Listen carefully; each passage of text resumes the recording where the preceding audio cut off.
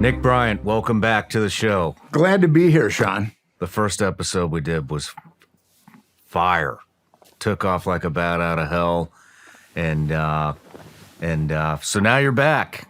And Take two. Yeah, here we go. So we're going to kick it off with P. Diddy.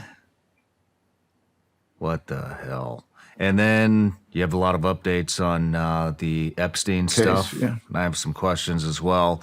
And then you got a new book out. When did the book come out? The Truth About Watergate. Came out in March. It came out in March? Yeah. How's it doing? It's doing pretty good. I'm pretty happy with it. The narrative is completely antithetical to the narrative that we hear in the mainstream media. But I fortified it with 2,238 citations. So no one can tell me that I made any of this up. Yeah. Well, hey, so we'll get to it. But first, last time I think we went through the entire interview and I forgot to give you your gift. Yeah, I was a little bummed out about that when I realized. Sorry. So I'm going to make it up to you right now. Well, thank you. Here we go. You got any guesses? Thank you very much. You have to open it on the show. That's the only rule. I would say it's gummies. Good guess after you open the bag up. What do you know? It's gummies. Vigilance League gummy bears, made right here in the USA, up in Michigan actually, and they're legal in all 50 states, which we just had a great conversation about sobriety. So Yeah. So they fit. It's just candy. But well, Nick, I know you don't need an introduction on this show, but I'm going to give you one anyways. Here we go. You are a journalist and author who wrote several books, including The Franklin Scandal and your most recent book, The Truth About Watergate. With over a 30-year writing career, you've focused most of your work on the plight of lower socioeconomic children in the United States. You've spent 7 years investigating coast-to-coast child trafficking networks. You were an investigator of the Epstein Network and published Epstein's Little Black Book. You launched a nonprofit organization, Epstein Justice, where the objective is to hold the government and perpetrators in the Epstein child trafficking network accountable. You were on the show last year, but you're back today to discuss the inside scoop on P. Diddy's case, as well as the connection between the cover-up of the Epstein child trafficking network and P. Diddy. I can't wait to get into this. I feel it's weird even saying I can't wait to get into this. It's so disgusting. But yeah, I got some questions about Epstein as well when we get to that point here. But Nick, we have a subscription account. It's on Patreon. I think you have a Patreon too, correct? Yes, I do have a Patreon. So one of the things that we give our patrons is we give them the opportunity to ask a question to each guest. And so, you know, it's Patreon. Our patrons are our top supporters. I wouldn't be here. Mm-hmm. You wouldn't be here if it wasn't for them. They've been here since the beginning. And so I just love to offer them this opportunity. So this is from Tyler Stutt. Despite significant evidence, figures such as Sarah Kellen have not faced the same level of prosecution as Ghislaine Maxwell. I can never pronounce her. Ghislaine. Yeah. I'm sorry. It's a tough one. Yeah. I mean, I just hate to butcher her name. But what systemic issues in the legal system prevent these individuals from being held accountable, and what reforms do you believe are necessary to address this? So one, I have a question. Who the hell is Sarah Kellen? Sarah Kellen was one of Epstein's procurers, a.k.a. Okay. pimps. And actually, the New York Times did an article on 6 Epstein procurers, a.k.a. pimps. And Maxwell was the leading one, but right below her was Epstein's number 2 lieutenant, Sarah Kellen. And this woman has led a lot of lambs to the slaughter. she should be serving multiple lifetimes for child trafficking. Child trafficking is 15 to life. And Maxwell only getting 20, considering that she's been probably trafficking for 25 years, is a joke. But with Kellen, she should also be in prison with Maxwell. And again, as we've talked about it last time, we'll talk about it this time, the government has been completely unwilling to prosecute the procurers and the perpetrators in the Jeffrey Epstein network. Well, it sounds like I know we're going to get into this, but it sounds like, what did you say her name? Sarah Kellen. The other one. Ghislaine Maxwell. Yeah, Ghislaine. Sounds like she's got a pretty cush prison sentence. Well, she's in a dormitory now. And generally people that are in dormitories, prison dormitories, they've been exemplary prisoners. They've done a lot of time and they're getting ready to get released. And Maxwell got into a dormitory after like 2 years. So obviously she's been given very cush circumstances. Why do you think the media is so hesitant to cover this shit? I can speak from my own experience. Well, not hesitant. They just won't cover it. They won't cover it. The media... Are they pro sex trafficking? Is that what it is? They like child sex trafficking? Well, the media will talk about things that are salacious. Anything that's salacious with Epstein, the media will talk about. But when you try to get into justice, the media won't go there at all. In January, I was contacted by CNN. There was going to be a big Epstein document dump. And I was contacted by CNN. And because I was the guy that put the black book on the internet, they wanted me to take part. And I talked to the producer, and then we were texting. And I said, I'd also like to talk about Epstein Justice. It's this organization I've started where we're trying to get justice for Jeffrey Epstein's victims. And then I got a text about, 20 minutes later. Well, Nick, we're going to go a different direction. Really? Yeah. And that's happened to me. So the mainstream media, they don't want any justice for these victims. No. I mean, it's so bizarre to me that you've got the mainstream media out there and none of them are screaming for justice. Jeffrey Epstein trafficked underage girls for 25 years. What is the youngest girl on record that he trafficked? Okay, so on record, it's 13.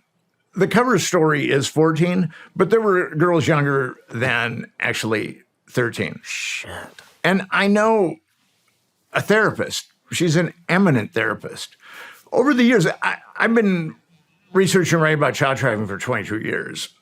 And the National Center on Sexual Exploitation puts on an international summit. And I've spoken at the summit 3 times. And the International Society for the Study of Trauma and Dissociation, which is a group of therapists that work with victims that have been abused, gone through horrific abuse. I've spoken at their international conference. So when it comes to people in the anti-trafficking community and also people that work with victims of trafficking, I've got a pretty good name. And I've befriended a couple of them that have told me that, and one of them is really an eminent psychologist.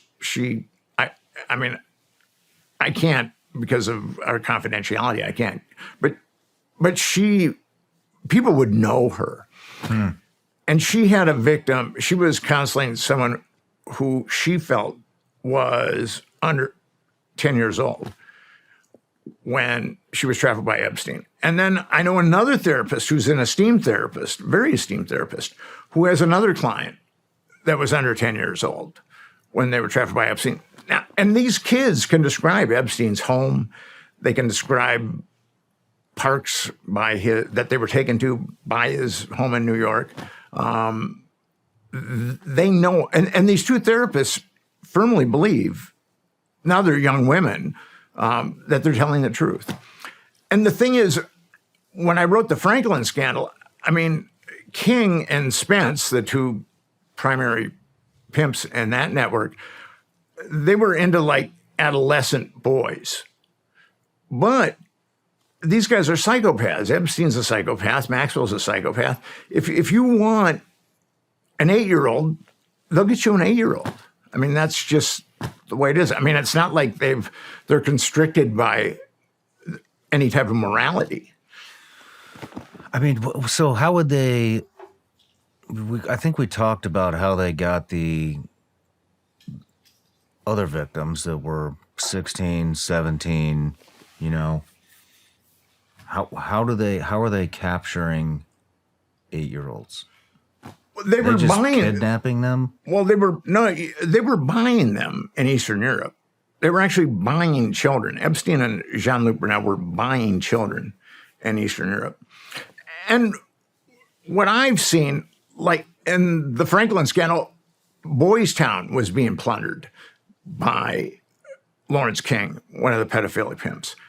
And the number 2 guy at Boys Town at that point, his name was Father James Kelly. I hate to call him father, but his name was James Kelly. And he'd molested a number of kids in upstate New York. And the Catholic Church, in its infinite wisdom, put him at Boys Town. And I was told by every year of the students of Boys Town are like the mayor. Boys Town is like an incorporated city. And I was told by a former mayor of Boys Town that he felt that Father Kelly was compromised and that's how these kids were able to get passes for the weekend. Because, it's kind of, I was just looking, when I was looking at Boys Town, I was just looking for kids that had been trafficked by Lawrence King. But then I encountered like 6 kids that had been molested by James Kelly. So it's shocking. The Catholic Church knew what he was about in upstate New York, and then they moved him to Boys Town. They have a history of this, though, don't they? Oh, yeah. The Catholic Church moves the priests. I mean, that's why they're getting sued into oblivion now, is because they were fully cognizant of the behavior of these priests. And then they would move them to a different parish. They just picked up a Catholic priest here in Franklin for doing that. I don't know if they charged him or if he got a guilty verdict, but yeah, they did. It was, I don't know, maybe, actually, I think it was right before last Christmas when it came out. No, it was right after. Yeah. The Catholic Church is, you would think, would come to the point where it would be transparent. And whatever happened. You would think it would be a spiritual organization. And I know people that are Catholic that are very spiritual. I was Catholic. Yeah. and you're very spiritual. But I think when you run, institutions, when something becomes an institution, and we've seen this a lot, institutions become concerned about their power, their money, and their prestige. Yeah. And they put that above, like Penn State is an example. They knew that, the Penn State people knew that Jerry Sandusky was molesting those kids, but it was concerned about its power, money, and prestige. The Catholic Church, money, power, prestige. The Boy Scouts, money, power, prestige. That's just, institutions become that way. Institutions like the Boy Scouts, I believe, started out with the purest of motives. But then at a certain point, it became concerned about its money, power, and prestige. And it knew about a bunch of these. It had a big list of scoutmasters that had molested kids. Going back to I just have some questions before we really dive into the interview. And I just don't understand why they're not going after him. And is everybody guilty? I mean, why did everybody have a hand in this? Like, why is nothing happening?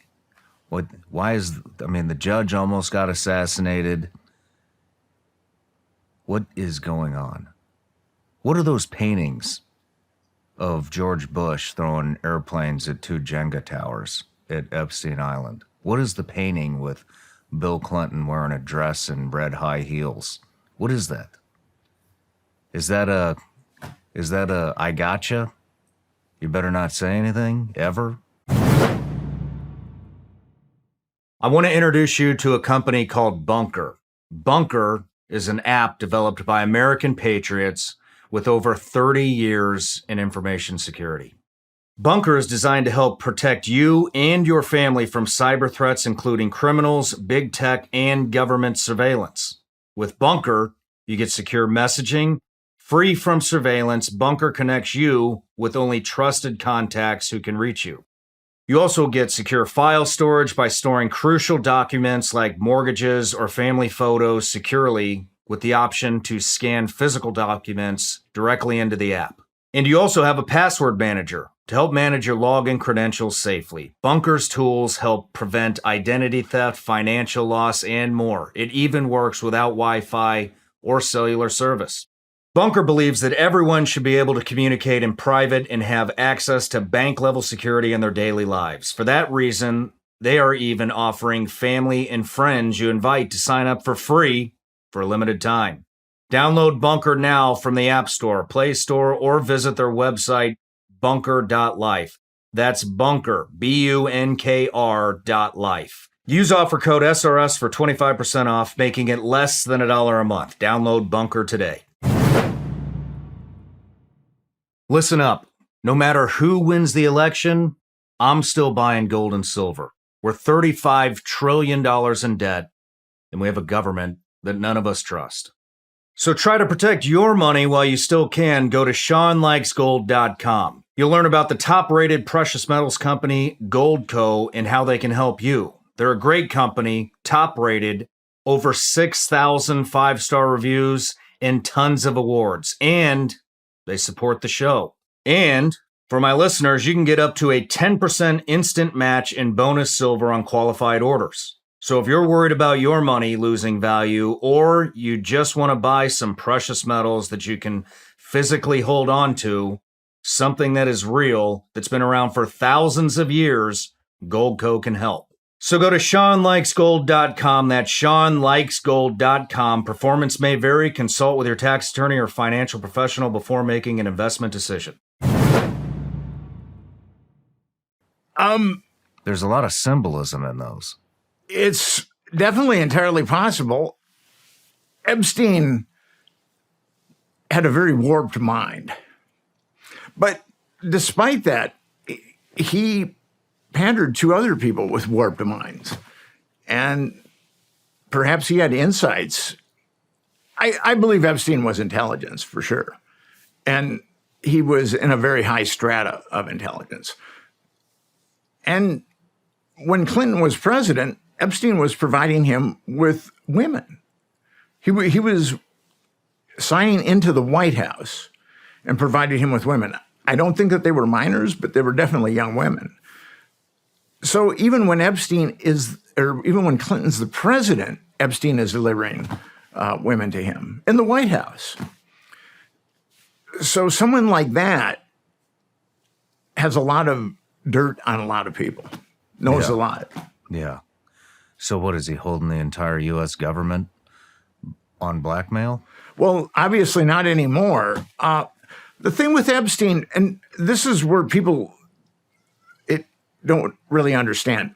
Jeffrey Epstein by himself couldn't blackmail anyone. Jeffrey Epstein was a college dropout from Coney Island, kind of a working class family.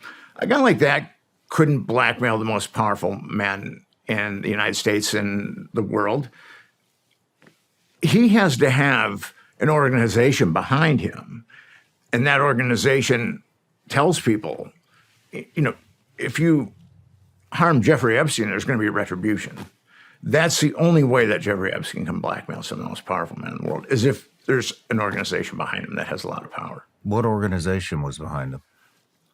There's some dark corner of intelligence that's been doing this forever.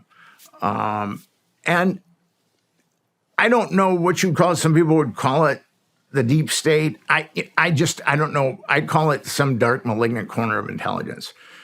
And that dark corner has been doing nefarious things for a long time. And I understand some of the reasons. I knew someone that knew William Colby very well. He was a former CI director that went canoeing in April. He was 76 years old. He went canoeing in April without his shoes, and his body was found, I think, like a week later. So he died under very suspicious circumstances. But he had told this individual that I know that was one of his regrets, because Colby had been with the CIA from the very beginning. He was OSS and then CIA. He said that was one of his regrets, is that they felt like fighting communists was too important to be left to politicians. So they started funding mechanisms, covert funding mechanisms, and then also the blackmail too. And he said that was one of his big regrets, was that the CIA started these covert funding mechanisms, so it could basically do whatever it wanted. Interesting. Do you think, I have another, I'm going to switch the flow of the interview. Let's just get into the Epstein stuff right now, since we're in it. But, do you think that, I got to be careful how I say this, but basically what I'm saying, fuck it, I'm not going to try to beat around the bush. Do you think that all of the clients were pedophiles, or did they get tricked? Do you think that is what was going on? Because wouldn't that, yeah, I get it. They're cheating on their wives. It's bad, but they didn't knowingly. Do you see what I'm getting at? They didn't know. I mean, look, Nick, you can get on Instagram right now and look at all the private, what do they call, the private jet stewardesses, and they all look the same.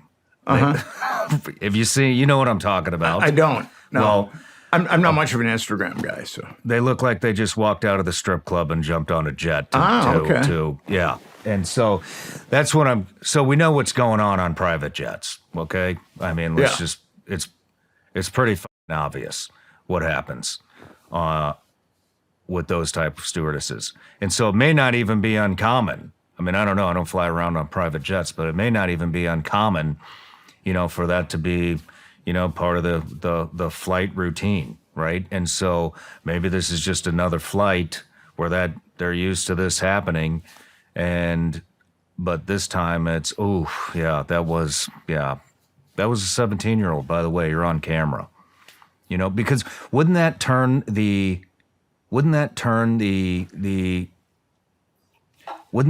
them into somewhat of a victim as well? Well, I think all the above to what you said. I think sometimes they're tricked, but Epstein was frequently pandering 14-year-olds. Mm-hmm. And we know he was pandering 13-year-olds. And I don't think it would be hard to differentiate between a 13-year-old or 14-year-old and an adult. And as I said earlier, Epstein, I believe, pandered kids that were under 10 years old. So I think it's all the above. Guys could have been tricked, for sure, with some of these young women that look like adults. But then some guys they're pedophiles. I mean, yeah. I mean, that's their thing. That's what they're into. And like Epstein, his thing was pubescent girls. You know what I mean, though? I mean, you definitely have your repeat offenders. Yeah. I mean, we all know who they are, at least a couple of them, but there's also people, from my understanding, that were, one-time offenders, or supposedly. And I don't know. I've thought a lot about this, and like I said, it's, yes, are they stand-up citizens by flying around in private jets and doing whatever to women that goes on there? No, they're not stand-up citizens, but, I mean, they're not doing anything anybody else isn't doing, and at least it's not uncommon. And so to to trick somebody like that, I think would be relatively easy, especially with a 16, 17-year-old. The 16 or 17-year-old, yeah, I think so. I got to a blackmail photographer who was part of the Franklin trafficking network. And I was initially cutting my teeth on the story. I was trying to figure out how, I was trying to figure out so much stuff. And I asked him about the blackmail angle. And he said, to me, it's like you're on a yacht. Mm-hmm. And it's a beautiful yacht. It's a beautiful day. And you can have anything you want on the yacht. But if you decide to get off the yacht, the people on the yacht are going to make sure that you drown. So once you've been compromised, there's almost an incentive to keep going with it. I mean, you're not going to stop. I mean, there's already footage of you. You're part of that club. You're part of that omerta, where you're going to keep your mouth shut and do what you're told. How many names were in that book? Do you remember? In the Black Book? Yeah. A bunch of them, but not all of them were pedophiles. Yeah. But how many were clients? Estimation. Probably 50 or 60. 50 or 60? Yeah. And I could be wrong. There were a number of names that were circled. How the Black Book came into my possession, I can't really get into the definitive machinations, but Alfredo Rodriguez was a house manager for Epstein. And he made copies of the Black Book. And he tried to sell it to one of the attorneys that were representing some of the kids that Epstein molested. And the attorney called the FBI, and the FBI did a sting on him. Mm-hmm. And according to the affidavit of the FBI agent, she said that the ones that were circled were ones that he felt were incriminated. And there were a number of very powerful guys that were circled. And like Bill Clinton wasn't circled, but Epstein had 25 contact numbers for him. And that's another indication, too, with the Black Book is how many contact numbers does Jeffrey Epstein? Like, he only had 2 contact numbers for Mick Jagger. So I doubt that he and Mick did much. Although Mick Jagger is, I think, according to Mackenzie Phillips, he molested her when she was, I think, 12 or something. But I don't think that, although Epstein had a couple of numbers for Jagger, I don't think that he provided Jagger with children. And it's not because I like the Rolling Stones. It's just, with only 2 contact numbers, I haven't really seen anything where they're together. So, but there's a lot of other people in that book that are circled. And I think that tends to incriminate. I think Alfredo Rodriguez, I mean, he was Epstein's house manager for quite some time. So he knew a lot of what was going on.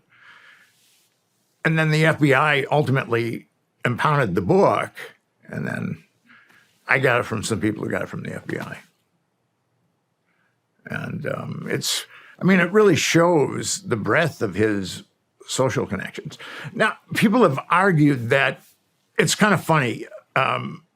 Like Mother Jones did an article where some guy called everybody in the Black Book. And no one knew Jeffrey Epstein in the Black Book. I don't know him. Never met him. So see how they run. That cracked me up. Interesting. And Mother Jones was actually, that writer was seemingly naive enough to believe that nobody in the Black Book knew Jeffrey Epstein. Well, let's talk about some of the stuff that has come up since we last spoke. Well, I've gotten a beat on the Epstein Victims Compensation Fund. And that's really a superlative cover-up tool.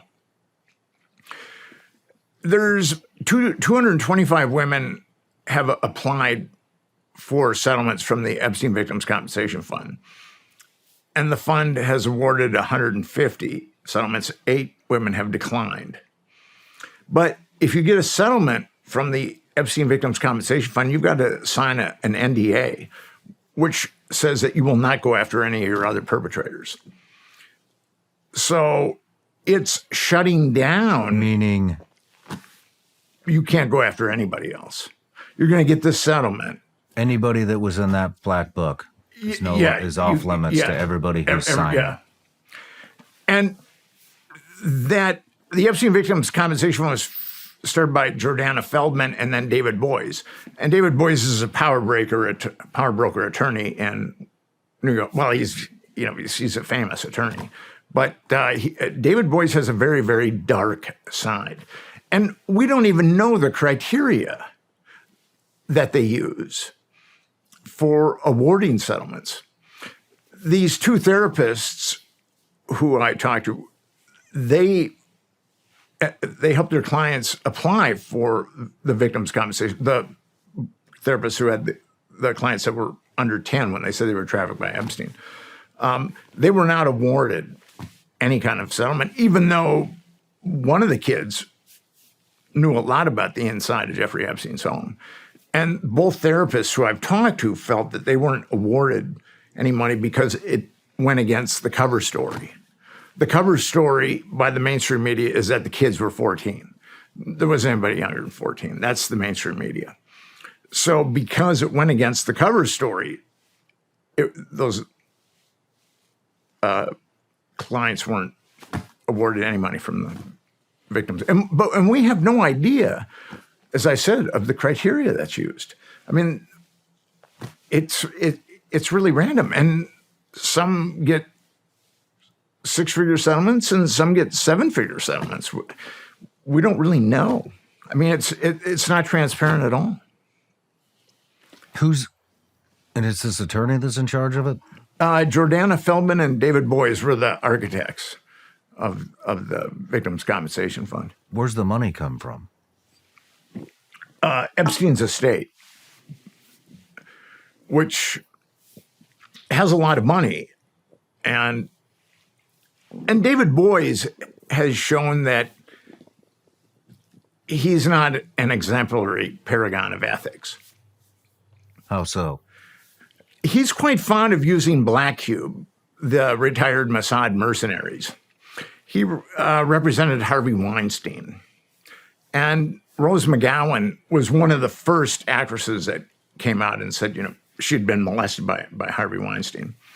And David Boies deployed Black Cube against her, and they infiltrated her life under false pretenses and tried to get her to say incriminating things that could be used against her, which she didn't. I mean, she ultimately figured out that these guys were, I don't know if she figured out they were Black Cube, but she ultimately figured out. And then the New York Times was writing an article about Epstein. There were a number of reporters of it. And he deployed Black Cube against them, these New York Times reporters, trying to find dirt on them. And at the same time, he was representing the New York Times in a libel suit.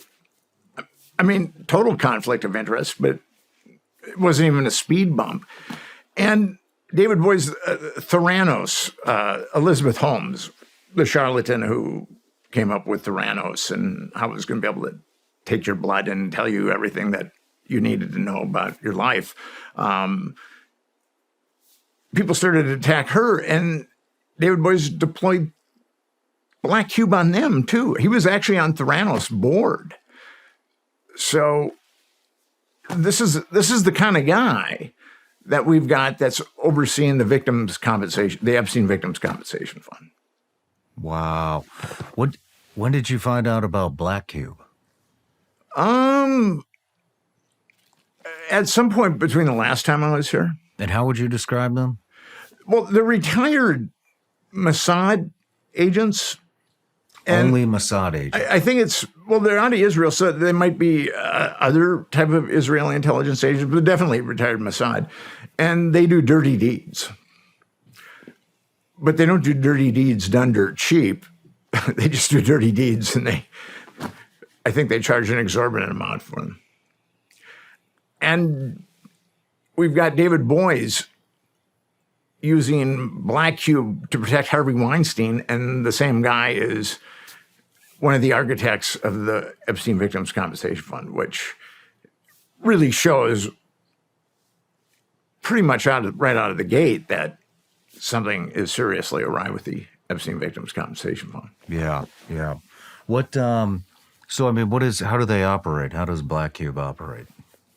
Let's hear a scenario. It all depends upon it's gathering intelligence on people. Like they went after David Boies deployed Black Cube on these journalists that were writing an article on Harvey Weinstein, and they were just looking for dirt on them that they could use to dissuade them to continue writing that article. And with Rose McGowan, they kind of infiltrated her life as like friends. And I mean, who knows what they were trying to do with her? I mean, probably trying to get her to exonerate Harvey Weinstein, but she never did. I mean, and she's been pretty much banished from Hollywood. Even though a bunch of women came out, she was like one of the first and the most vocal. And Harvey Weinstein had gotten away with that stuff for years. Yeah, yeah. It's, I've kind of come to think that Hollywood and Washington, D.C. have a certain kind of person. Gee, I wonder what leads you to believe that. But they're both, it's kind of interesting. Both people in Hollywood and D.C., it's a power thing. They have a tremendous amount of power. People in Hollywood have the power to really sculpt Americans' attitudes about a lot of different things. And of course, people in Washington, D.C. have the power to make laws that govern all of us.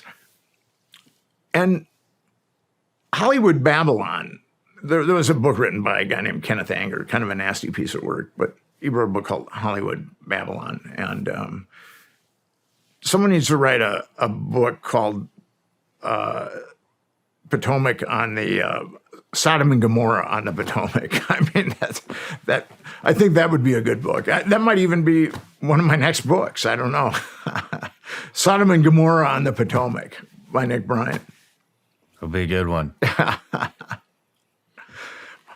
But with David Boies, he's handled all this litigation. And these women have to sign these NDAs. So the government has worked very hard to cover up Epstein, but it cannot tell these women that they can't sue their perpetrators, these other perpetrators. But if you get money and sign that NDA, that Victims Compensation Fund is doing something that the government can't. Why do you think that he hasn't employed Black Cube on you? Maybe he has. I'm just kind of too obtuse to know. I mean, I know I've had one death threat, but I might have had others. I'm just too much I'm too thick-headed to. I'm not inclined towards paranoia. So, who knows what happens? I don't know. If you write the kind of stuff that I write, you cannot really be paranoid. That'd be if I had paranoid inclinations, I'd still be underneath my bed. What else have you uncovered? So what's really interesting is when David Boies started taking on these clients, these Epstein victims, he immediately or quickly conscripted a guy named Stan Pottinger, who was an assistant U.S. Attorney General. And I call him the Forrest Gump of cover-ups. If the government needed a cover-up, Stan Pottinger would be there. He covered up Kent State, where the 4 students got shot by National Guardsmen. There was a tape. The Justice Department had a tape of those soldiers being ordered to shoot, but the grand jury that Pottinger oversaw, that tape was never played. And actually, that tape didn't come out till like 2005. So he covered that up. And the FBI had a program called COINTELPRO, in which it completely trampled on the rights of Americans, open mail, and it sent during this period, a letter was sent to Martin Luther King, who was about to get the Nobel Peace Prize. And it had, I think it had like some tapes of King having an affair. And the letter, which I believe was written by William Sullivan, who was like the number 3 guy, told King that he needed to commit suicide before he accepted the Nobel Prize, or these tapes would come out. Coretta King, his wife, was called and told about his affairs. So it was really, COINTELPRO was really nasty, especially like with the American Indian movement and also the Black Panthers. And there's evidence that COINTELPRO definitely contributed to the death of Fred Hampton, who was a Black Panther in Chicago. But there was a member of the American Indian movement named Emery Aquish, and the FBI floated information that she was an informant, and she was murdered by 2 members of the American Indian movement because they thought she was an informant. So the church hearings, which looked into COINTELPRO, found all this stuff out about what had been going on. And they had 20,000 pages of documents, and they'd interviewed a number of FBI agents. And Stan Pottinger was going to come in and he was going to exact justice. And no one got indicted. Not a single person was indicted for COINTELPRO when Stan Pottinger was the Assistant Attorney General. And Richard Helms, the CIA had a program called Operation Chaos, where they were also doing domestic spying. And Stan Pottinger was going to exact justice with that. And Richard Helms testified before Congress that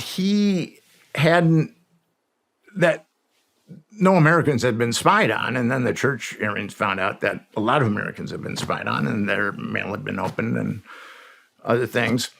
And Stan Pottinger was going to get to the bottom of that. And Richard Helms was charged with 2 misdemeanors and had to pay $2,000. And it's kind of interesting. Stan Pottinger he went out with Gloria Steinem for 9 years. Now, she wasn't a CIA asset also. The founder of the Americans or Women's Liberation, I mean, Steinem was getting money from the CIA. Now, she said that she was getting money in 59 through 61. But I found an article in a feminist magazine out of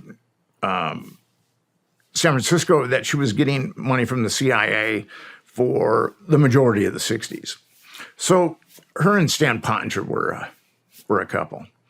And CIA assets in love, what a wonderful story. But when Stan Pottinger left the Department of Justice, then he became an outright criminal. There was the October surprise, where the Iranians had taken a number of hostages. And Carter was trying to get the hostages back, and it was really making Carter look weak. And some people from the Reagan campaign went to the Iranians and said, if you hold those hostages until Reagan is elected, we'll sell arms to you very cheaply. It was Iran-Contra. And Pottinger was in on according to the president of Iran, Pottinger was in on the ground floor negotiations of Iran-Contra. And then, now this is kind of amazing. He is caught on tape instructing these Iranians how to best smuggle arms from the U.S. to Iran. I mean, they got him. He's on tape talking to these two Iranians about it. And lo and behold, the Department of Justice loses the tape. So, and that paragon of integrity, Rudolph Giuliani, was overseeing the case. So Stan, I mean, and that's treasonous. I mean, to facilitate arms sale to an enemy. I mean, that's outright treason, but Pottinger walked. So here is the guy that David Boies conscripted to help with all this litigation. And it's very obvious that Pottinger has had a background in intelligence. And Epstein was an intelligence op. So essentially what you've got with Pottinger is you've got an intelligence op being covered up by an intelligence op. Wow. How do you find this stuff out? Where do you go digging for this? I just, it just kind of comes to me. I don't know. It's interesting. When you're investigating something and you know what the truth is, or you have a kind of an approximation of the truth, you can generally find stuff that's going to corroborate it. If you're actually onto the truth. And that's what I've done for my entire career, is felt where I felt like I was onto the truth, then the information just follows. I mean, you got to dig. Do you have a lot of people coming to you as well? I do. I mean, you've been out there now for a while. I do. I mean, some of them are, need some psychiatric help. I was wondering, how do you decipher through that? It's tough because some of this stuff is way out there. And although people are describing something that's way out there, sometimes you never know. We've seen lots of things that are way out there in the past 4 years. That's true. And I mean, I never thought I'd be talking about UFOs and aliens and shit. I'll tell you that much. Here we are. With, it's kind of interesting. There was a point where I can remember the Franklin scandal got published in 2009, 2010, and I'd put everything I had into it. I put all the chips on the Franklin scandal. And my girlfriend of 5 years had left me, and I had a beautiful one-bedroom in the Village, and the price got amped, and I could no longer afford it because I'm one of those guys with life. I'm not really a gambler. Like I'll gamble $100 over the course of an NFL season, but I'll certainly gamble my career. And when the Franklin scandal got published, I had about a year's worth of money, and I thought I can get something done in a year. And I had a lot of friends that were in the media in New York. Only one guy tried to help me. The rest shunned me. I went to L.A. and tried to sell it, and I came really close, but I wasn't able to sell it. So at the end of that year, I found myself, I'm not a plan B kind of guy.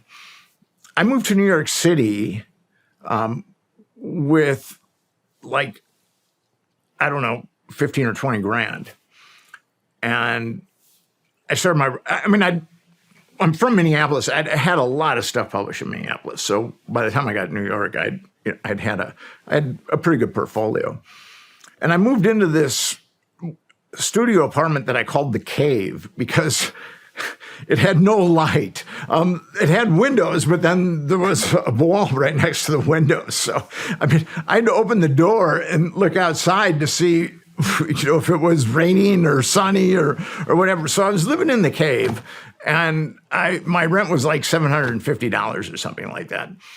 And I thought to myself, should I get a part-time job or should I just go for it? And I just said, well, I'm just going to go for it. So I just started, and this is before the internet with email and stuff like that. So I just started, I had little packets that I'd put together, my clips, and then in priority mail, and I'd send them out. And I didn't have a plan B. If that didn't work out, I mean, I was going to end up in the park. So there was a strong incentive for me to make that work out. And I had a pretty good job in academia that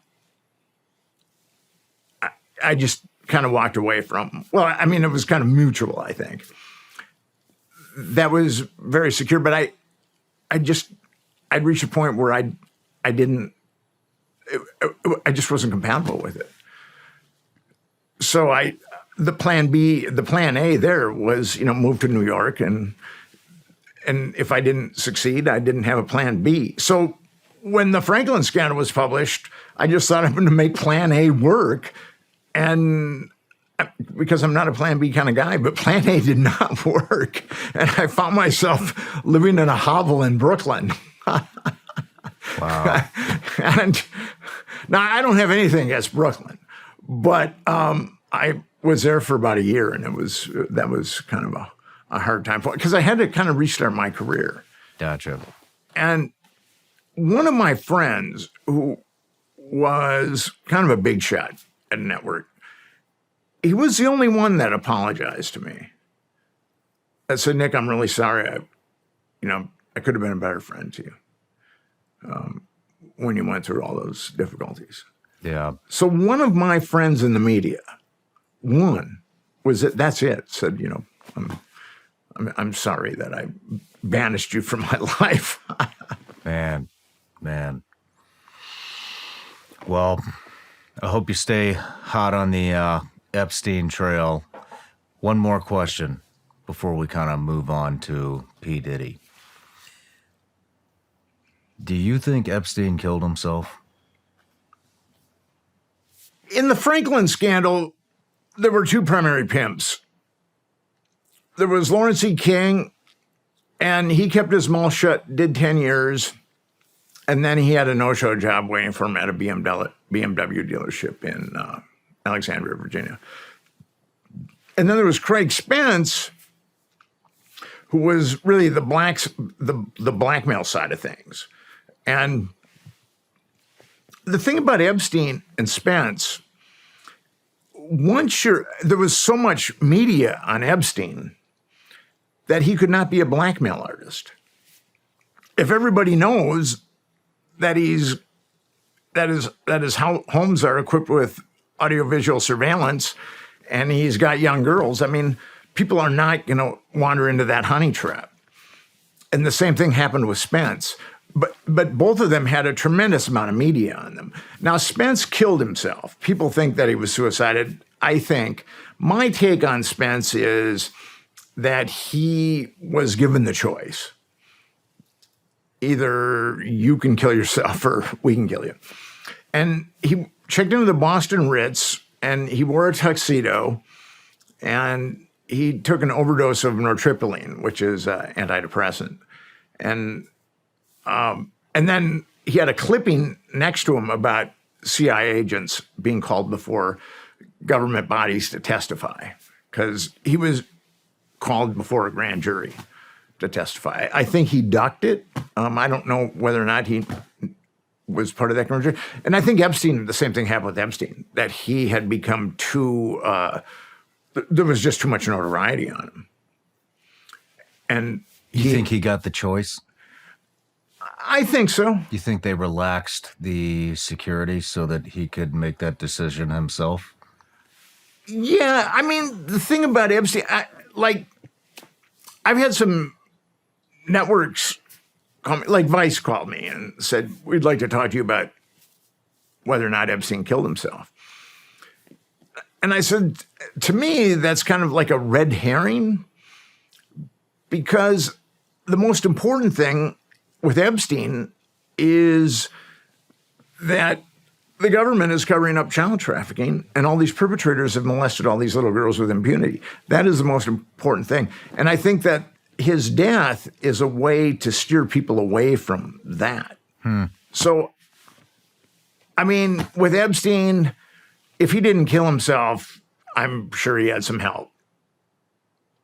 Well, I mean, I think it's an important part of the discussion because it shows how corrupt our government is, correct?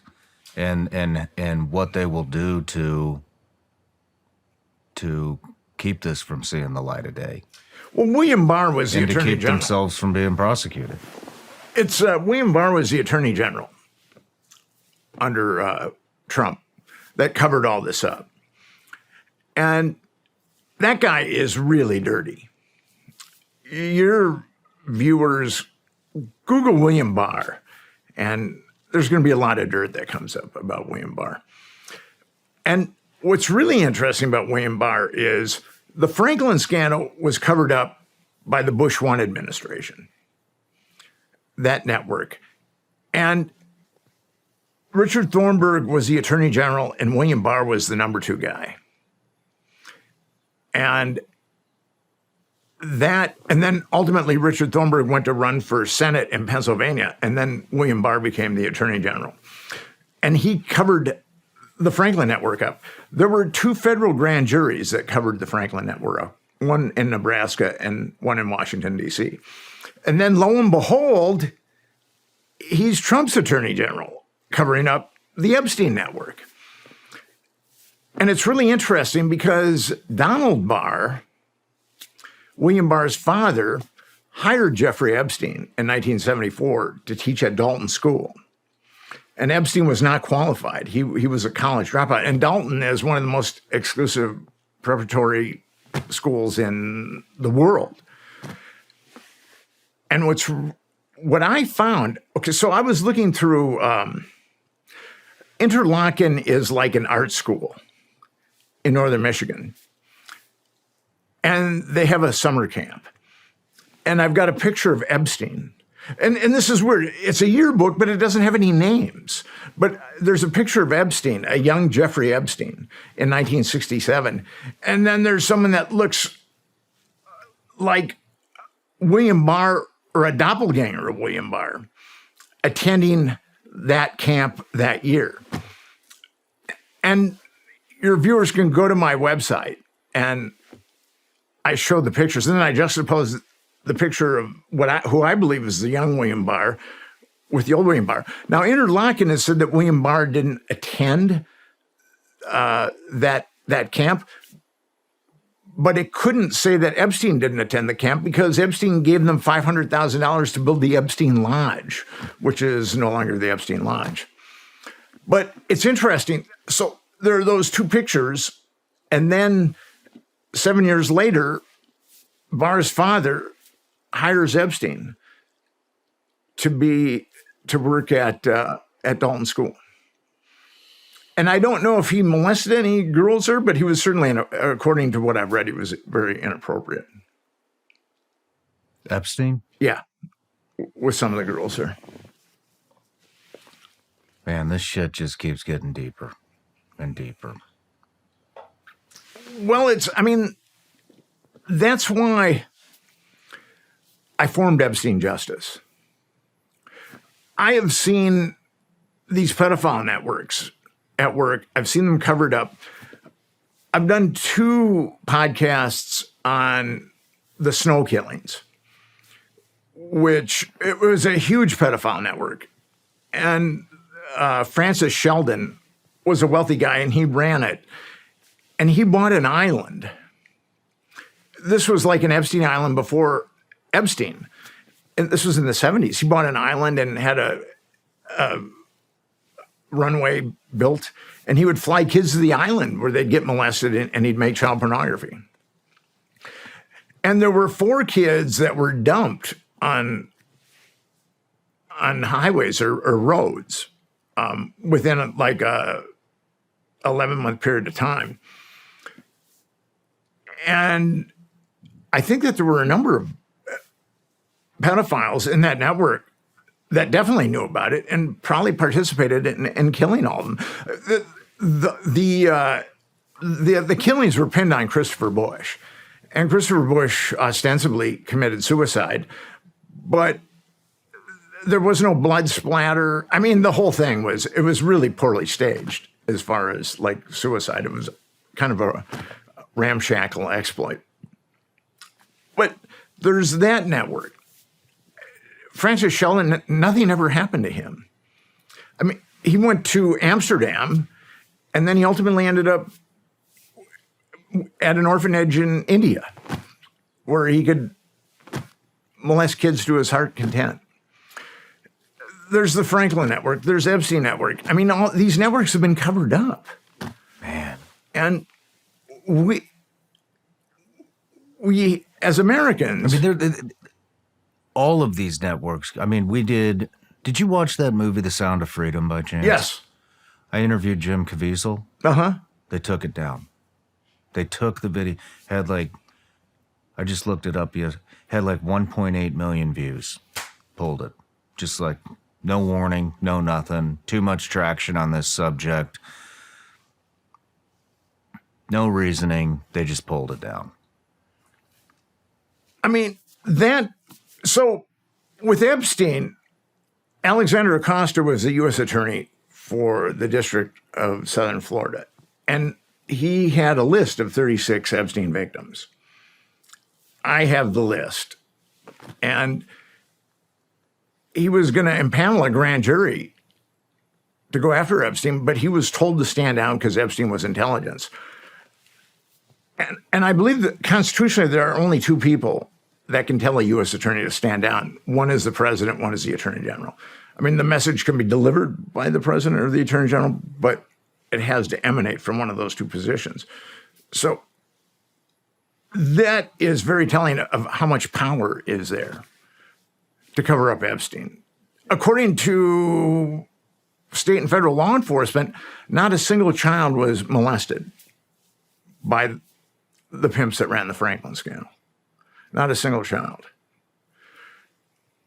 And then when you get into the Snow killings, it gets kind of mind-boggling because there's a number of people, there were pedophiles that were arrested and polygraphed about the Snow killings, and a bunch of them came back negative, or a bunch of them came back that they were lying about that. And then there was mitochondrial DNA found in someone's car of one of the kids.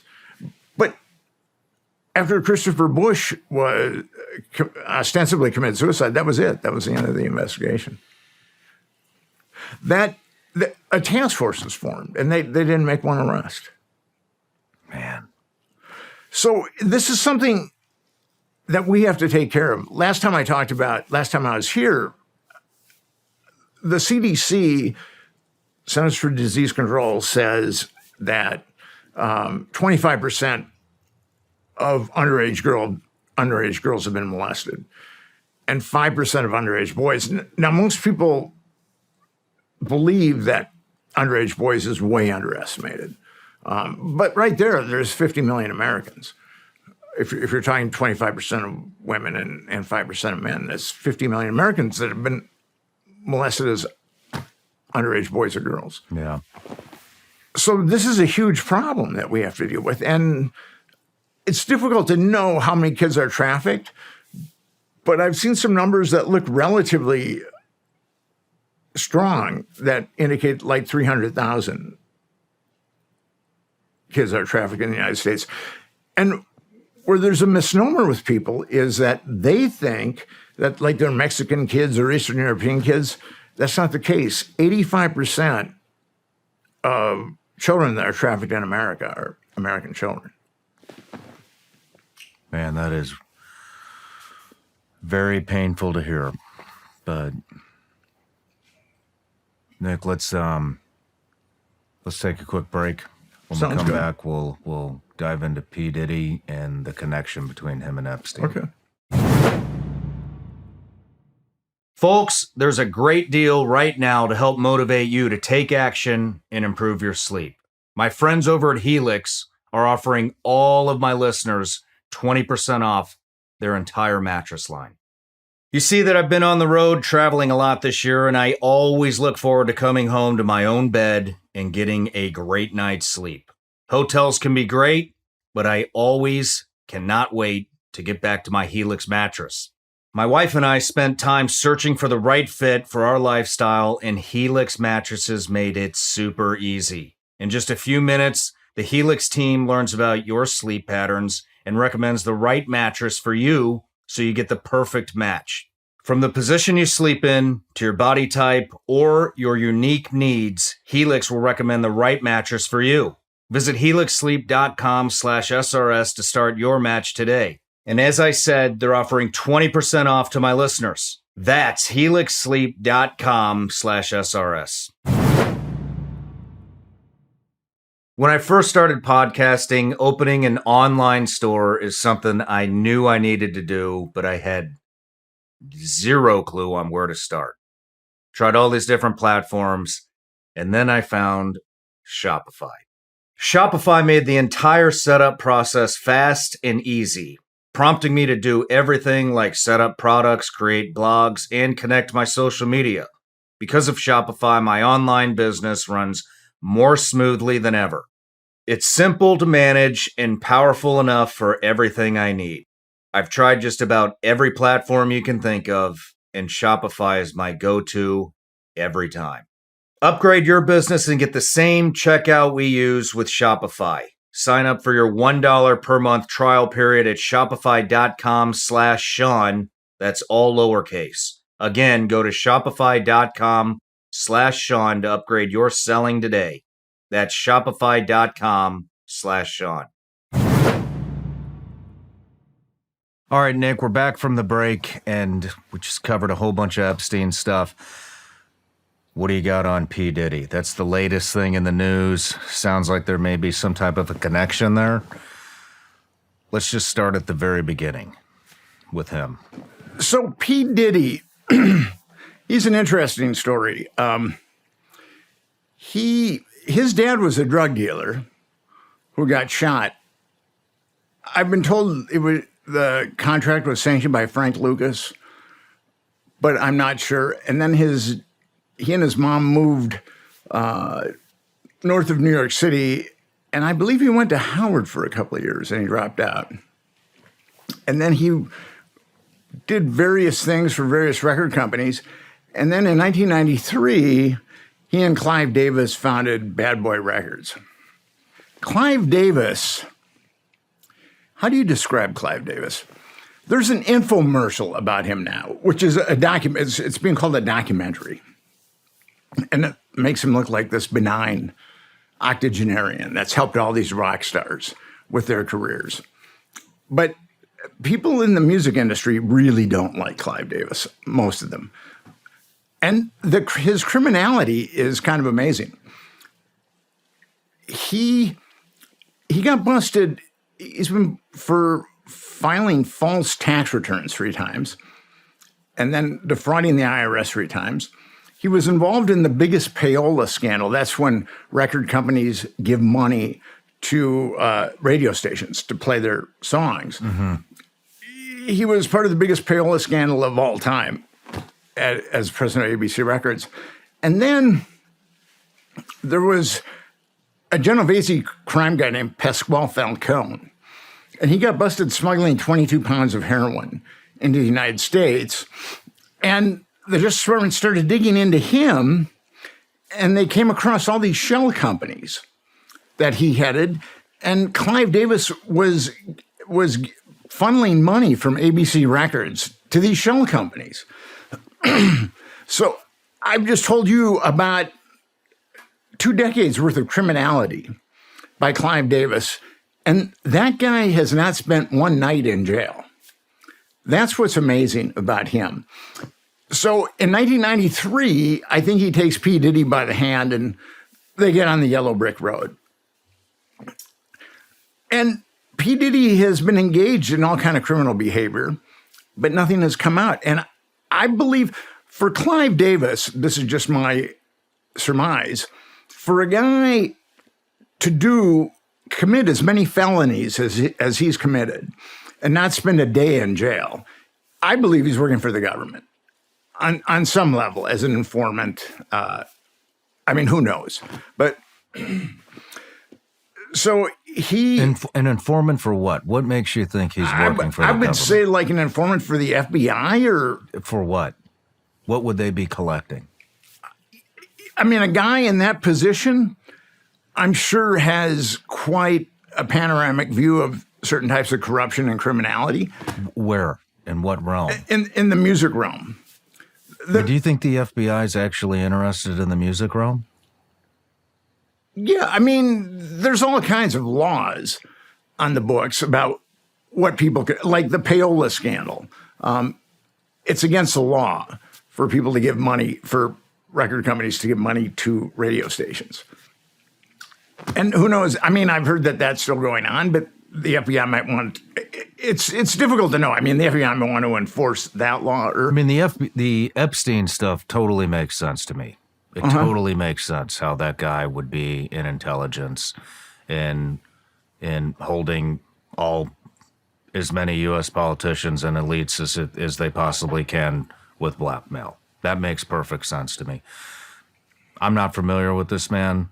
I don't think that would be on the same level, you know. And I have no idea. This is the first I'm hearing about this, so just take whatever I'm saying with a grain of salt. But it seems very low level compared to the Epstein stuff. Well, the thing about Clive Davis and why I'm suspicious of Clive Davis is how do you commit that many felonies and not spend a day in jail? Yeah. I mean, that doesn't make any sense to me. Yeah. And then he gets busted committing felonies, and then he gets like the next great record executive job. And then he gets busted doing something else, and then he gets the next great record executive job. So I think that the only way that you can commit those kind of felonies and not spend a night in jail is if you've got something worked out. Do you think they're holding him? Do you think he may be some type of an informant to blackmail artists into messaging whatever narrative they want in the public eye through musicians? It's difficult to know, but people think of the power that musicians, rock stars have. Well, that's kind of what I'm getting at. I mean, I can't remember the numbers, but they say Taylor Swift could influence an enormous percentage of the U.S. population in an election, and so that's why I'm asking. You know, I'm not 100%. Actually, I have no idea who Davis is affiliated with, what kind of musicians he's affiliated with. The biggest names. As in who? Bruce Springsteen. I mean, okay. I mean, people like that. He's launched a lot of. So he could be blackmailing elite musicians to message particular narratives for FBI, CIA. That's the thing. I just don't know. I mean, but how does a guy commit that many felonies and not spend a day in jail? That is with Clive Davis, that's what I've been trying to get my mind around. And the only thing I can think of is he's an informant of some kind. I mean, if you or I got busted defrauding the IRS just once, we'd probably have to spend some time in jail. Oh, yeah. I mean, they put Bernie Carrick in prison for, was it tax evasion for paying for paying his nanny cash. That's tax evasion. So how does this guy... I mean, how does everybody pay... I mean, you know, everybody who has lawn care service, are those... is that on the books? Yeah. You know what I mean? Give me a break. So how does a guy get... I mean, he's defrauded... He's been busted defrauding the IRS 3 times. I mean, and filing false tax returns 3 times. So how does it... And then that's not even getting into the payola and the shell companies that he's hooking up with the Genovese guy. I just don't understand how that guy doesn't spend a day in jail. Yeah. And I don't understand how there's a documentary about him. Well, I kind of understand that. That makes him not to be this benign octogenarian. Only reason I'm asking is I'm just curious what you think that intelligence agencies would get out of having him on the books? The only thing that can come to my mind is messaging. Messaging, like rock stars have a tremendous amount of power. Mm-hmm. And I mean, who knows? With Clive Davis, I live in New York City and I know some people in the music industry. And they look at him as like the Antichrist. I mean, really? Yeah. There's this infomercial, aka documentary about him that, as I said, makes him look as a kindly octogenarian. But the people that I know in the music industry do not hold Clive Davis in very high regard. And in 1993, he hooks up with P. Diddy and they launch Bad Boy Records, which becomes this unbelievable success. Now, P. Diddy has been getting away with all kinds of stuff. There was that shooting that he walked from. Shine took the fall for it. And we've seen some clips of him beating on women. I mean, that's pretty standard operating procedure for him. But now there's 8 lawsuits that have been filed against him for sexual assault. Didn't he skip the country immediately after his place was busted? Well, he was going to skip the country. He didn't. But I think he stayed in Florida. And I could be wrong there, but he's got these 8 lawsuits. 2 of them are minors. 2 of the women that are suing him were minors when he molested them. And he molested them in a very brutal manner. How so?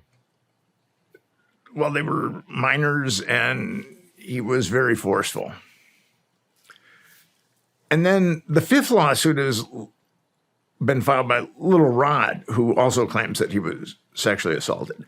But he said, and this is where a lot of the traction is coming from in the media, he was talking about like Cuba Gooding Jr. and other people being in on P. Diddy's sexual sexapades or sex escapades. And but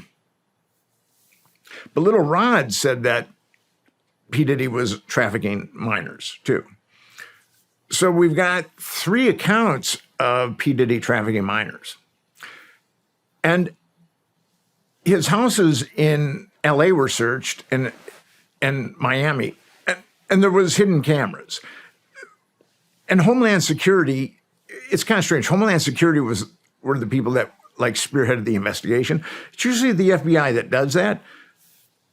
Homeland Security does have a human trafficking division, so it's entirely possible that it's on the up and up, but I'm not quite sure because those search warrants emanated from the Southern District of New York.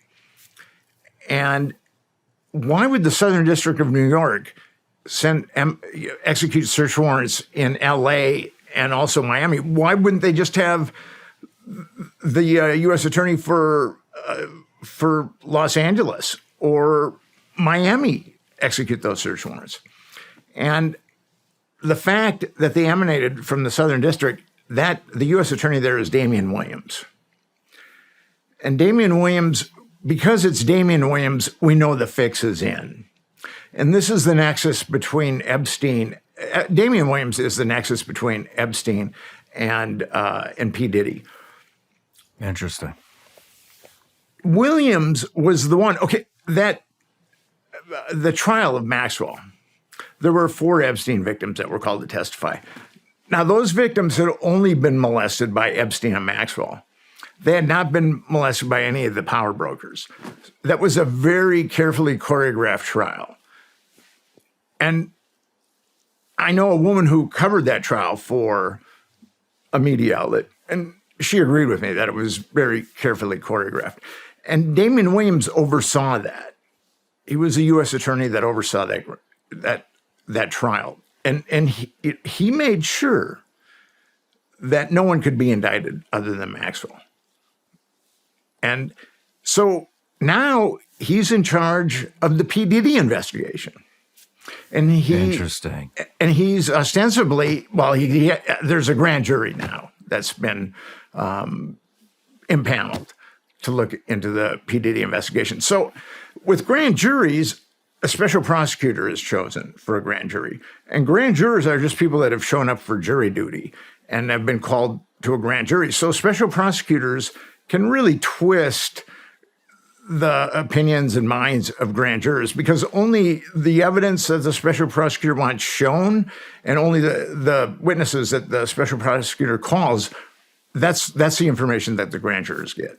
Like the Epstein grand jury in Florida, which the testimony was released about 3 weeks ago, and it really showed how corrupt it is. That special prosecutor, the assistant to the special prosecutor, she's calling this girl who was molested by Epstein when she was 14, who's testifying when she was 16, like a prostitute. I mean, and that grand jury did not indict Epstein on a single count of child abuse. So now we have Damian Williams, the U.S. attorney for the Southern District, and who is considered to be the most powerful federal law enforcement officer in New York. The Southern District that's kind of like a special position for people. And we know that Damian Williams is overseeing this P. Diddy grand jury. And whatever is going to come out of it, I believe the fix is in. I think P. Diddy might get indicted. That grand jury has been impaneled, I think, for about a month. I think P. Diddy might get indicted. I think some people, maybe one of his kids might get indicted. But P. Diddy had what he called freak-off parties. And what was that? P. Diddy had what he called freak-off parties. Freak-off parties. Freak-off parties, yeah.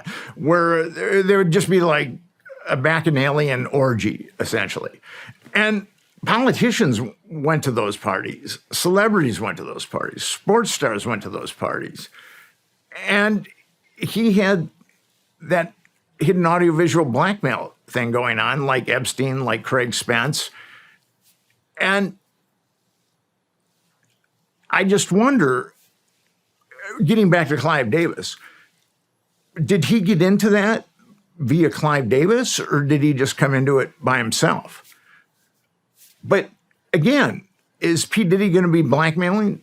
Because P. Diddy dealt with some unbelievably powerful people. Can P. Diddy blackmail those people by themselves? Or is he blackmailing for some kind of covert entity? Interesting. That's the question. But the fact that we got Damian Williams overseeing his investigation, it reached a point with P. Diddy where there were so many sexual assault lawsuits getting filed against him that something had to be done. And all this was coming out about his beating up women. And there was a president of Bad Boy Records that he took a baseball bat to. I mean, he's just a nasty piece of work. And I think it reached a critical mass where something had to be done. So call in Damian Williams. He's covered up Epstein. Now he's going to be covering up P. Diddy.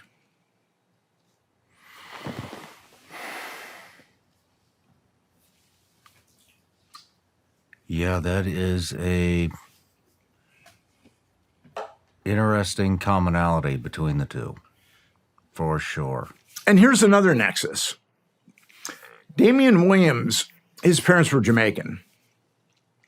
And he got a grant from the Daisy and from the Paul and Daisy Soros Foundation to go to, I think it was Yale Law School.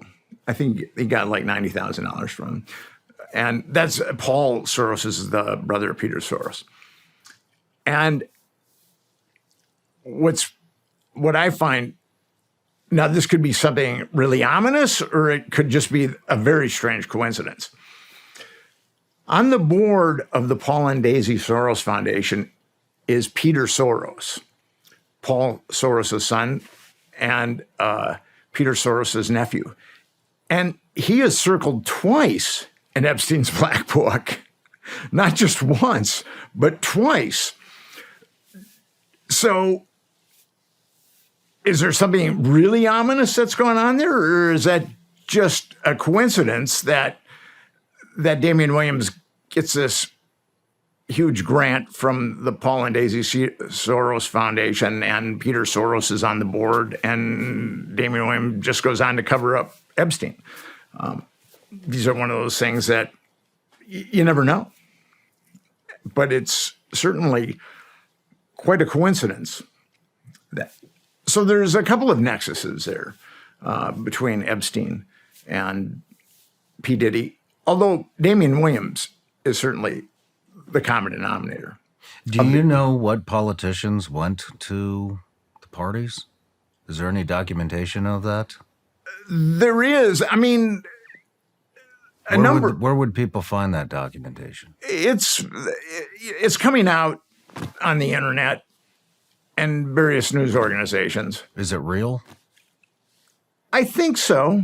I mean, I'm sure that some of it's just salacious bullshit, but I'm also sure, I mean, there were a lot of people that P. Diddy sucked into his orbit. And it's entirely possible that they were blackmailed. Yeah. Wow. Because he had those hidden cameras and a lot of powerful people and minors. We were talking about that before. If you're drinking and there's a minor and you think she's not a minor, just right there. You know, I mean, now I don't know. I don't. Man, it's just so. It's tricky. It's tricky. Well, I mean, it's tricky. It is. You go to a party, maybe you don't know what's going on. You see a what you think is a woman with a drink that automatically would make you assume that she's 21 years old. Oh, surprise, she's not, and we got you on camera. And that's the thing with P. Diddy, because Damian Williams is overseeing this, we're not going to really know. Mm-hmm. I mean, eventually stuff will come out about P. Diddy like it has, but I don't think that there's going to be a tremendous amount of justice. There never seems to be when it comes to kids. And what I find kind of startling is I'm the only guy that's put together the Damian Williams nexus between the two. I've never heard anybody else talk about Damian Williams. I mean, people talk about like this guy or that guy and all this salacious bullshit, but I've never heard Damian Williams mentioned in any coverage that has anything to do with P. Diddy. I mean, there was. It also seemed like he had a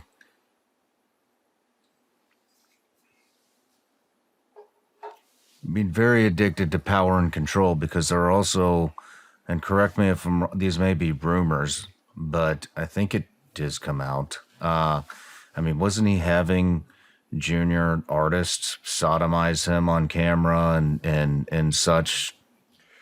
Yes. And then he was also Bill Cosbying women too, giving them roofies. What was that was all power and control. You'll never leave this record label. I own your ass. Yeah. You're gonna sodomize me right here on camera, or this all goes away. I mean, is that how it went?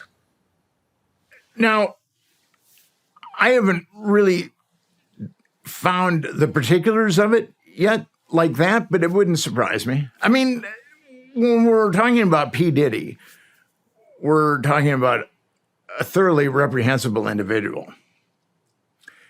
And Little Rod, in his lawsuit, says that one of the rappers had a fight with P. Diddy and his son, and they went into the bathroom and shots rang out, and the rapper was shot.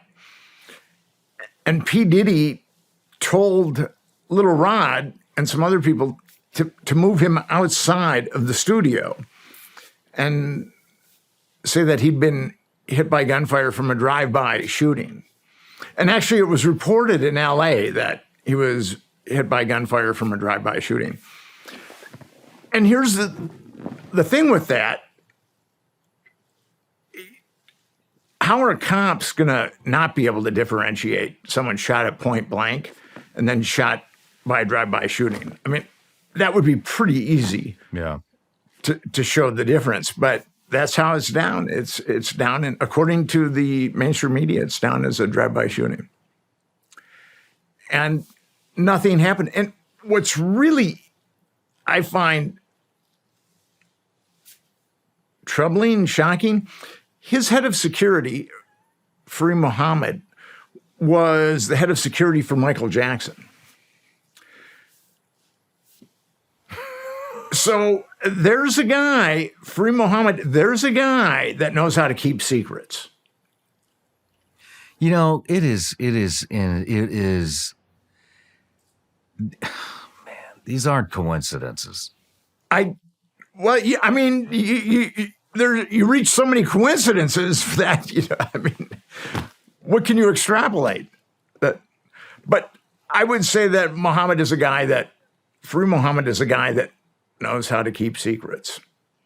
And he's also, from my research, a great fixer. He's got really good connections in the Los Angeles Police Department and LA Sheriff.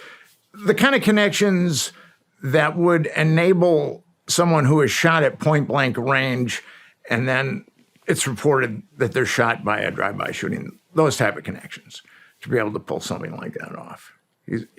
I guess he's a consummate fixer. And he's made a lot of money. He bought his son, his youngest son, like a huge tract of real estate near San Diego. And Southern California real estate is very, very expensive. So being a security supervisor for Fareed Muhammad has been a very, very good career move for him. First for Michael Jackson and now for P. Diddy.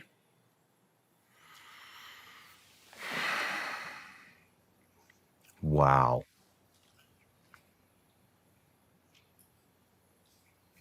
I mean, I'd like to,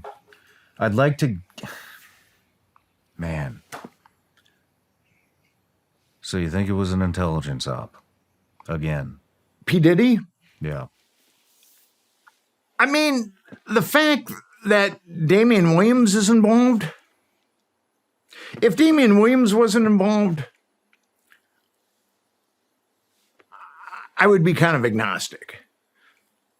But the fact that Damian Williams is involved shows me that the cover-up is being orchestrated from on high. And with the Epstein case, as I said earlier, Alexander Acosta, the U.S. attorney, was told to stand down. And there's only two people that can tell a U.S. attorney to stand down, and that's the president and the attorney general. Damian Williams is a U.S. attorney, the most powerful U.S. attorney in New York. And he's already choreographed one trial. And now with this grand jury, I mean, who knows what these grand jurors are listening to? I'm sure that, I mean, if P. Diddy doesn't get indicted on anything, I'll be kind of shocked. But I don't think we're going to see many other, maybe his kid might get indicted. You don't think we'll see a list? There's not, we're not that. going to see a lot of powerful people get indicted. That should be indicted. Like with Epstein, there should have been a lot of people indicted, but with P. Diddy, and there should probably be a lot of people indicted, but we're not going to see because we know who is in charge of the grand jury. So chances are it's going to be a very corrupt grand jury. It's going to serve us a ham sandwich. Man, that's sad. How was he, is there any news on how he was recruiting these women, these girls, how he was coaxing them in? He was getting a lot of escorts, for sure. I mean, he was big on escorts. And he was like the two minors that filed the lawsuits. He just was able to get them into his clutches with his fame and his power. And the girls were naive. And they didn't think that they were going to see a monster. They thought they were going to see His Holiness P. Diddy. And then they were in for quite a awakening. What are they saying? He forcefully raped them. And one of them was pretty ugly, for sure. And little Rod says multiple minors. So we've got the lawsuit, 2 lawsuits launched by minors, but then little Rod said there were multiple minors, and that made him very uncomfortable when he voiced his reluctance to P. Diddy to be part of these minors. And P. Diddy just kind of said, shut up and go with it. And those are the kind of people that we have atop the music business. I'm sure that there's got to be some good people, but I think that there's a lot of Clive Davises and P. Diddy's that are in our entertainment. Yeah. That are involved in our entertainment. Yeah. Hollywood doesn't. Hollywood seems to be worse. Hollywood Babylon. I know that I haven't been able to sell a Franklin scandal documentary in Hollywood. I mean, I've tried like 40 times, and I've met with so many different guys. Hey, would you guys mind just exposing yourself? Let's make a movie about it. But what's really interesting is a number of times I've gone as like a vice president has really been into it. And then they go to the president, whether it be a network or a platform, and then he or she vetoes it. So there are people in LA or showbiz that would like to see a Franklin scandal docuseries, but we just haven't been able to. And it was optioned by Magnolia Pictures for 3 years. And we had some really high-powered people pitching it, and we still couldn't get people to bite. Man. So that's been kind of tough, trying to sell a docuseries on my book. Yeah. Well, let's get in. Is there anything else we need to cover with P. Diddy? No, I'd like to talk a little bit about Epstein Justice, though. Let's do it. Last time I was here, I was talking about Epstein Justice. And we hadn't been granted 501c3 status, but now we have. And Epstein Justice we're really gaining a lot of momentum. We've got a very good advisory board of some very eminent people in the non-trafficking world are part of our advisory board. We've got a really good staff. And on August 17th, we're having our first forum. We're calling them forums. And it's going to be in Dunlap, Iowa. And what we're doing is we wanted to get a lot of people to show up in Washington, D.C. But we're building an infrastructure. And after Dunlap, Ohio, it's going to be Houston. And we're going to start having these forums where we can bring people together.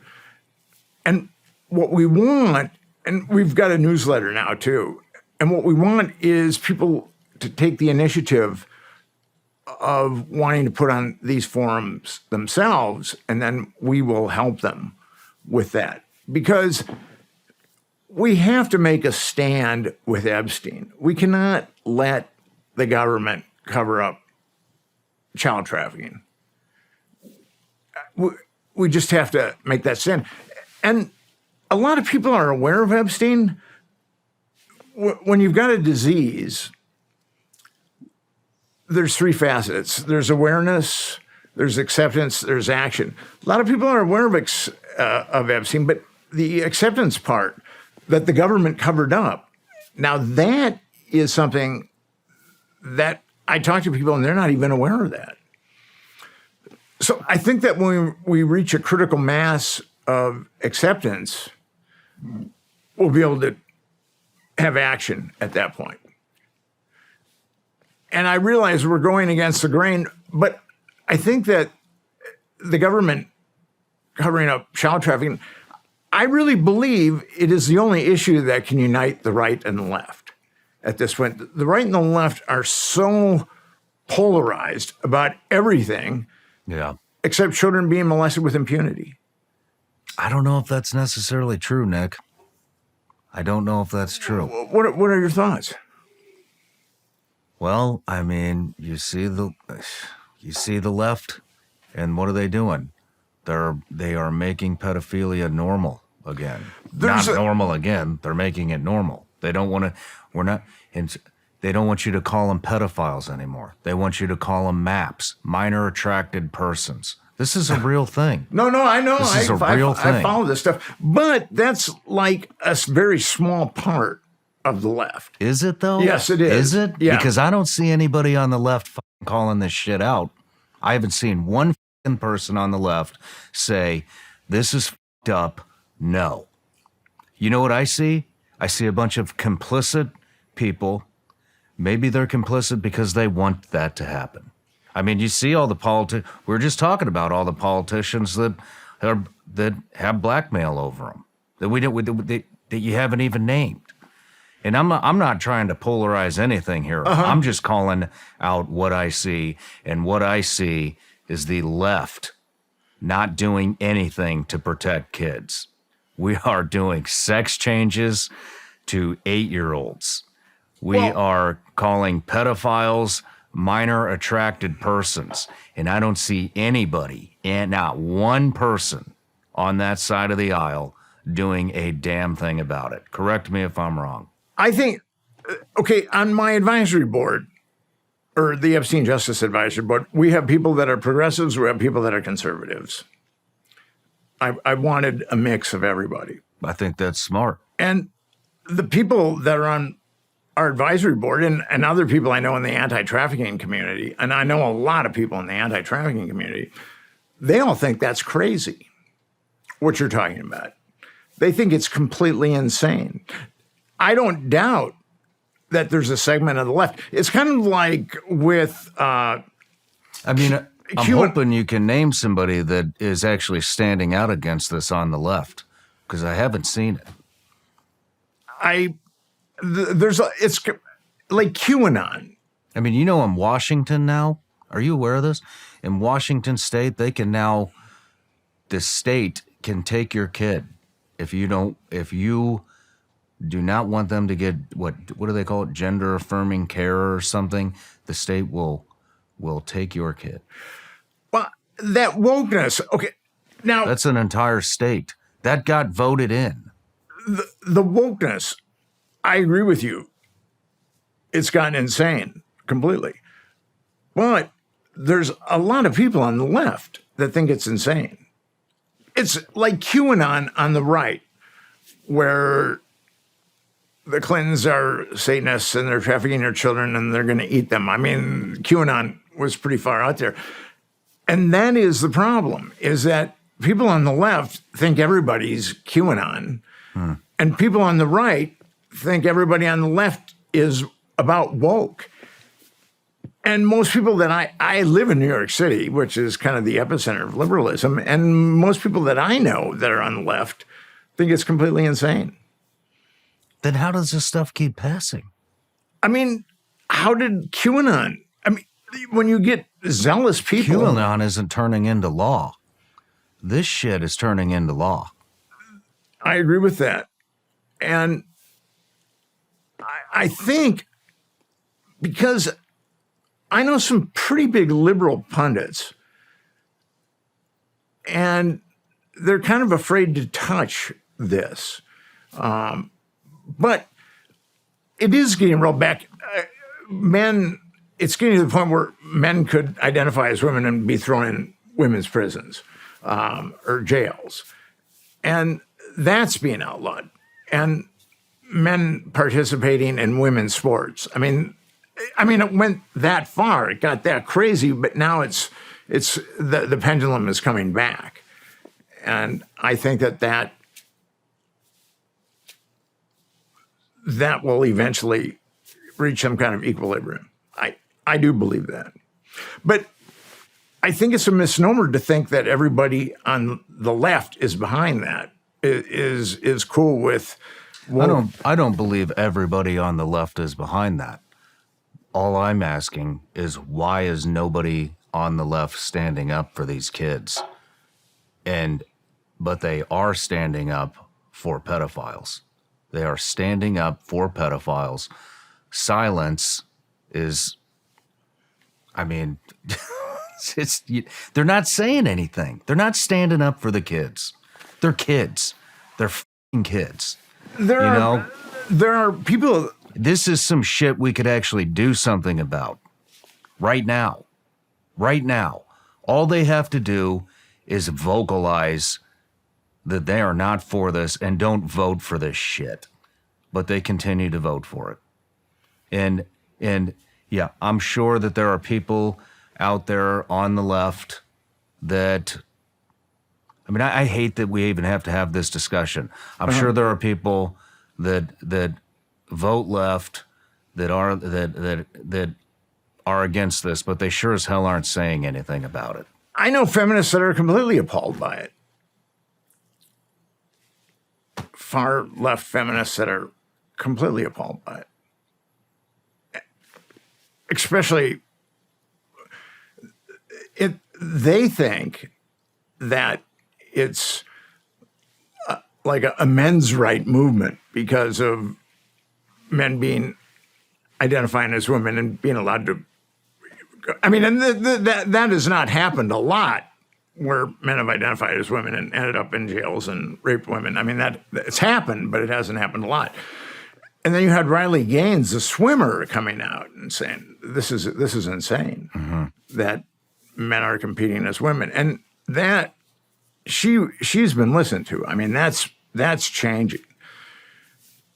So I think the pendulum swung pretty far to the left, but I think it's coming back as we look at, and throughout history, we see pendulums swing to the left and then ultimately swing back. And I think that's kind of what's going to happen here. Yeah. Well, I hope you're right. I do too. You know, because, I mean, I have some left-leaning views. I do. But I can, when I see headline after headline, it just came out again a couple days ago in California. What did you see that? No. It's, man, what was the headline? We might have to pause it and look it up, but it was teachers, and this is teachers, what was it? Now, teachers basically don't have to inform the parents if a child is wanting to change sex, basically is what the bill has to do with. But, I mean, it's just, the point I'm making is, yeah, I mean, there is crazy shit on the right too that annoys me, but it's conspiracy shit like you were just talking about. It's not law. It's not harming children. It's not standing up for pedophilia and trying to normalize it in society. And that I mean, I have kids, and that really bothers me. Really bothers me. To me, there is nothing more evil in this world than to sexually assault little kids. Yeah, I mean, I think. I don't know how anybody can be behind that, but they are. But, I mean, it's like NAMBLA. It's a very small percentage of people on the left. They are not going to, pedophilia is not going to be legalized. Well, they're making a hell of a lot of ground. There are people that are trying, but that's come up occasionally over the years, and it's not going to be that will not happen. I was hanging out I'm in Tennessee. I'm visiting a couple of old friends of mine, and they've got 3 kids, and the husband is fairly conservative. The wife is fairly liberal. The kids are pretty liberal. And we were just talking about this last night at the dinner table. And I said to them, what do you guys think about? And they're... What do you think about what? Which one are we talking about? I'm talking about the kids getting sex changes.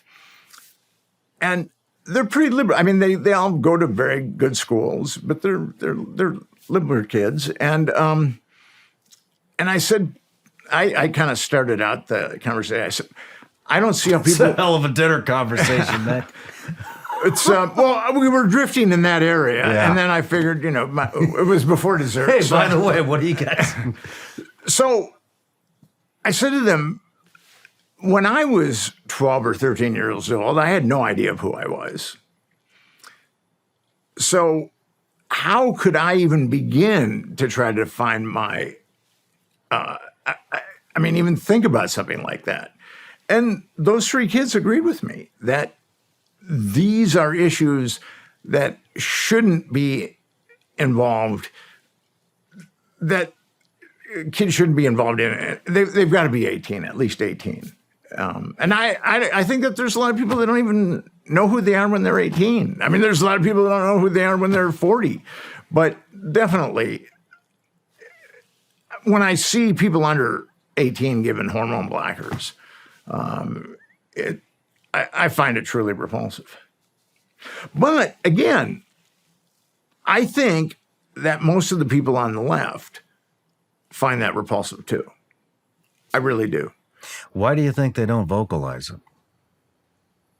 I know that there's some left-wing pundits that I know that are concerned about various issues, and they don't want to deal with that type of an issue. They're concerned about the Ukraine war, the war in Gaza, and they don't want to be bogged down by that particular issue. So yeah, they're more concerned about foreign wars. Yes. That we probably should not even be involved with, rather than our own kids here in this country. I'd love to interview one of those pundits. I will have that conversation. I will actually see if I can get one to talk to you. Good. Because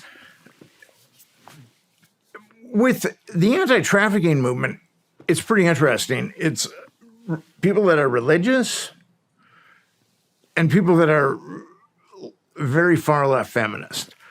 Those are the two groups that are most prominent in the anti-trafficking movement, anti-child trafficking movement. And I see them coming together for this issue. And I think that they can come together for this issue around Epstein. I mean, once people understand Epstein and Franklin and the Snow murders and P. Diddy, I mean, it just keeps coming. I mean, the Catholic Church, the Boy Scouts, that type of issue, I believe, I mean, I see it now, unites the right and the left in the anti-trafficking movement, anti-human trafficking movement. So I believe that it can happen on a much bigger scale. I hope you're right, Nick. I do too. I would love to see some people on the left start taking a stand on this stuff. Even when the Sound of Freedom came out. Remember all those headlines? Yeah. It's all conspiracy. It's all this. It's all that. That was all left-wing media putting that shit out. And hold on. And the point of it is, it's, hey, whether this is conspiracy or not, this shit is happening. It is happening right now. And that movie, whether it was true or not, some type of fiction based off of whatever, that was educating parents and kids on how this happens and how prominent it actually is in our society.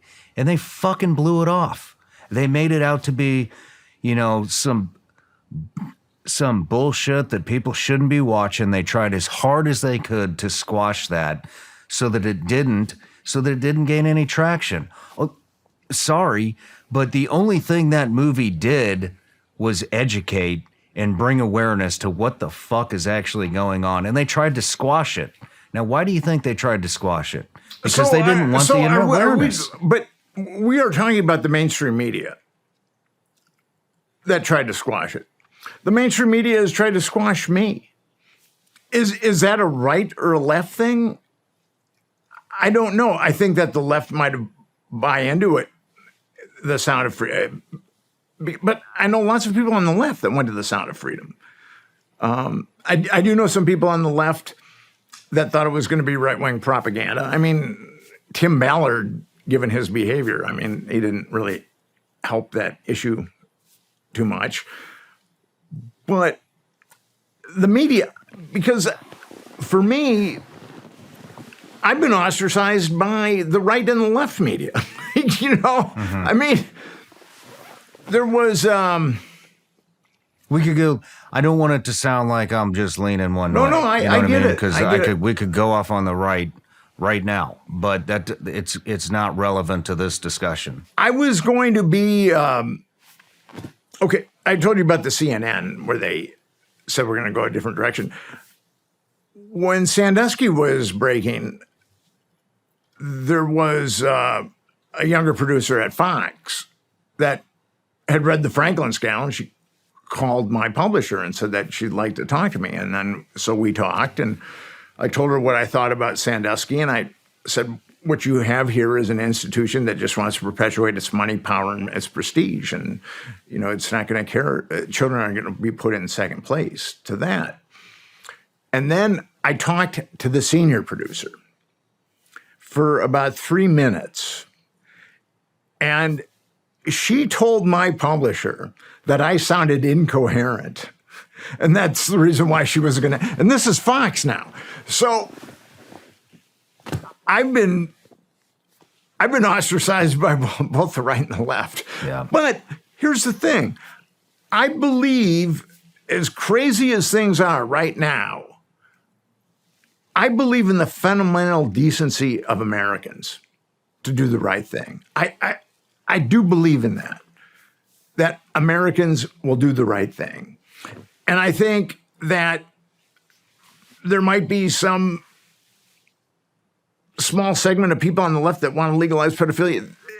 I don't see pedophilia ever legalized. I mean, I just don't see it. There'd be too much blowback because I think that Americans are fundamentally decent people. I believe that the media, and we were just talking about this, I believe that the media can affect them and negatively. And what's really interesting that I find is that 66% of Americans don't trust the mainstream media, but yet they listen to it. But there's blogs and there's podcasts. Mm-hmm. I mean, for me, when I was shut up in 2002, 2003, 2004, all those years, I was shut up by the mainstream media. And I didn't have really an opportunity to get my message out there about the Franklin scandal and then about Epstein. But now I do. I mean, there's a lot of outlets like your show. I can get my message out. I don't need the mainstream media. I think the mainstream media is very corrupt, regardless if it's right or it's left. 6 corporations churn out 90% of the media that's imbibed by Americans. You've got these 6 titanic corporations, and they could easily be broken up with the Sherman Antitrust Act. This is my feeling about it. I think that there's a détente between these titanic media conglomerates and the government, because the government could step in and break them up at any time. So I think they appease each other. And whether it be right or left, like Nick Bryant has been ostracized from both sides. I mean, I've been getting interviewed by Newsmax lately, but I've been banished by both the right and left. Yeah. Yeah. And like I said, Nick, I'm not saying the right's any better. I'm talking about this one particular issue. And I think that issue is crazy. And I think most Americans know it's crazy. And I think that the political correctness that was kind of incubating in the 90s has ultimately led to this. But, and that political correctness has, it's a force in academia, unfortunately. Mm-hmm. Mm-hmm. And I think that what we're dealing with now is an outgrowth of that. But I also think that the vast majority of Americans are against it. And I don't see it. Yeah. All I know is it's not getting smaller. It's getting bigger. More and more states are passing this shit. It's coming in headlines more and more and more. I mean, I remember a year ago, we were interviewing this guy, Ryan Montgomery, who I think you know who that is? Yeah, I talked to him. Yeah. Interviewed this guy, Ryan Montgomery, re-brought up the maps. Oh, guess what? I got labeled a conspiracy theorist again. And then, bam, here's this article. Bam, here's that article. This state, that state. Bam, bam, bam. It's everywhere. It just came out again, a couple days ago. Like I just said, this new thing in California with the kids. It's so, I mean, I want to believe you. I do.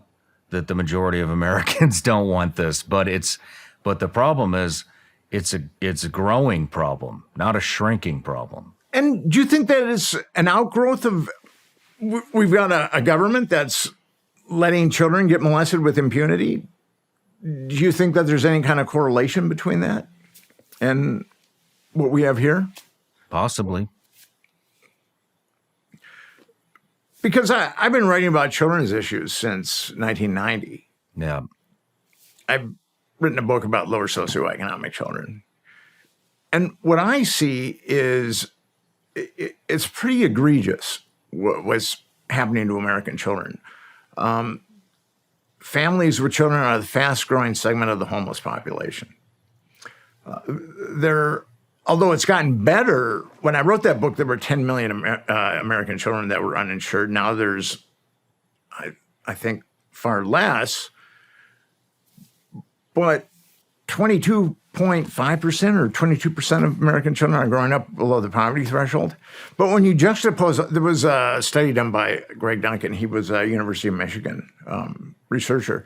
And he found that if a child is born at a low birth weight, which is generally because of the mother doesn't receive proper prenatal care, and they're subjected to continuous poverty for 5 years, if they're white, their IQ is going to be 90. If they're black, their IQ is going to be 85. And millions of American children experience hunger every month.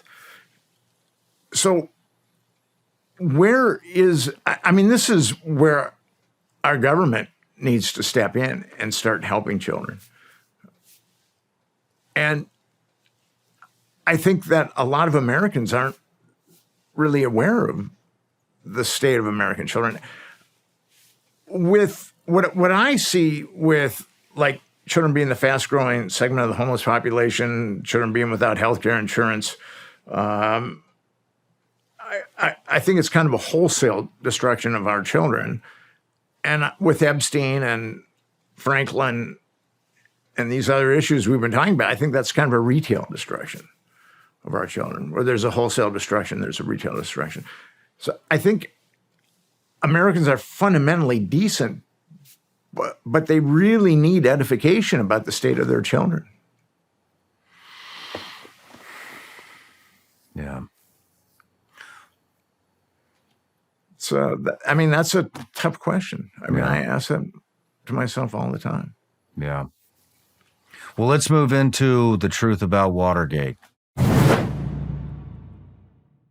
I know everybody out there has to be just as frustrated as I am when it comes to the BS and the rhetoric that the mainstream media continuously tries to force feed us. And I also know how frustrating it can be to try to find some type of a reliable news source. It's getting really hard to find the truth and what's going on in the country and in the world. And so one thing we've done here at Sean Ryan Show is we are developing our newsletter. And the first contributor to the newsletter that we have is a woman, former CIA targeter. Some of you may know her as Sarah Adams, call sign Superbad. She's made 2 different appearances here on the Sean Ryan Show. And some of the stuff that she has uncovered and broke on this show is just absolutely mind-blowing. And so I've asked her if she would contribute to the newsletter and give us a weekly intelligence brief. So it's going to be all things terrorists, how terrorists are coming up through the southern border, how they're entering the country, how they're traveling, what these different terrorist organizations throughout the world are up to. And here's the best part, the newsletter is actually free. We're not going to spam you. It's about 1 newsletter a week, maybe 2 if we release 2 shows. The only other thing that's going to be in there besides the intel brief is if we have a new product or something like that. But like I said, it's a free CIA intelligence brief. Sign up. Links in the description or in the comments. We'll see you in the newsletter. Join me and my special guest for the next behind-the-scenes experience exclusively available on Vigilance Elite Patreon. The behind-the-scenes footage is raw and uncut. This is as close to the set as you can possibly get. You can expect anything from off-topic conversations, studio tours, the final moments before the interview starts, and everything in between. The behind-the-scenes content is constantly evolving and will continue to bring you more as we grow. You can gain access for just $15 a month exclusively at Vigilance Elite Patreon. All right, Nick, we're back from the break. Let's talk about your new book. The Truth About Watergate, A Tale of Extraordinary Lies and Liars. There's been some great books written about Watergate. I mean, really good books, but they're tomes and they're complex. And they have to be studied. The best books about Watergate, like Secret Agenda and Silent Coup, great books. The scholarship is amazing, but you just can't pick up one of those books and read it and fully understand what's going on. And I started looking into Watergate when I was researching Franklin in D.C., I heard a bunch of stuff about Bob Woodward, the famed journalist. Him and Carl Bernstein broke Watergate. Stuff that was very unsavory about Bob Woodward. And over the years, I've just kind of collected books on Watergate, and I've read them. And I concluded that Bob Woodward was lying, and we'll get into it later about Deep Throat. I mean, it just doesn't align. I mean, the physics of it. But the more and more I read it about Watergate, the more I wanted to write a book. But I wanted to write a simple book. I wanted to make Watergate as simple as possible. So it could be Watergate for dummies. But it's still very complex. Watergate is a conspiracy within a conspiracy, and I'll kind of explain that later. But Watergate is so complex. There's so much misdirection going on. And the media's portrayal of Watergate is magnanimous. I mean, it's an enormous lie. And with Watergate, okay, so Nixon got elected in 1968, and he'd been a hawk. He'd been really an anti-communist hawk. He was in the House on Un-American activities, going after people. And he ran for president in 1960, and he got beat by JFK. And then he ran for California governor in 62 and he got beat. And then he moved to New York and thought he was done with politics. And he was pretty acerbic. When he got beat for governor, he said some pretty nasty things about the media. But then in 1966, 67, he saw America becoming unglued by the Vietnam War and all the protests. And that was like horrifying to most Americans. But to Nixon, it was a siren song. It summoned him back to politics. And while he had spent 8 years in the wilderness, he had concluded that containment with the Soviet Union and the communists wasn't working. And he wanted to actually become a peacemaker. And when he was campaigning in 68, and I'm not a Nixon apologist, he did some good things, he did some bad things. But when he was campaigning in 67, he was talking about, I'm going to be the peacemaker. And everybody thought, oh, this is just Nixon lying and, it's just a cynical campaign ploy. But when he did get elected, he started reaching out to the communist Chinese and he started reaching out to the Russians. He wanted to do strategic arm limitations with the Soviet Union, and he wanted to open up China for diplomatic relations because once China had become communist, once Mao had defeated Chiang Kai-shek, we just completely ostracized China. And Nixon knew that he was going to have to go up against the Hawks to do this. And he knew how much power the Hawks had. And on his, I think it's the second day, he came out with National Security Memorandum Decision 2, which sounds kind of like an innocuous bureaucratic directive. But basically what he said is that the CIA, the Department of Defense, and the State Department will have no bearing on any of my geopolitical moves. So basically, he was telling the Hawks to go to hell. And then he took the National Security Council, which had been kind of like a think tank, and he turned that into something that would have bearing on his geopolitical moves. And Richard Helms, who was the head of the CIA, he would allow Helms to brief the National Security Council, but as soon as he was done briefing, he would have to leave. He was persona non grata. And Nixon really disliked Helms, really disliked him. And actually, he thought that the CIA had burned him in the 1960 political campaign against JFK, because JFK was attacking him and the Eisenhower administration for being soft on communism, even though the Eisenhower administration was gearing up for what would be the Bay of Pigs. And Nixon thought that the CIA had told that to Kennedy and undermined his run for the presidency at that point. So Nixon didn't like the CIA and he wanted to become a peacemaker. So he started making overtures to the communists, the Chinese, and then the Russians. He really wanted to de-escalate the arms race. And he was doing all this clandestinely through the Navy had this top secret communication system called SR1. He was doing it all clandestinely through SR1. And the Hawks were alarmed. And the Joint Chiefs of Staff actually initiated an espionage ring against the Nixon administration. There was Thomas Moore. He was the head of the Joint Chiefs, is an admiral.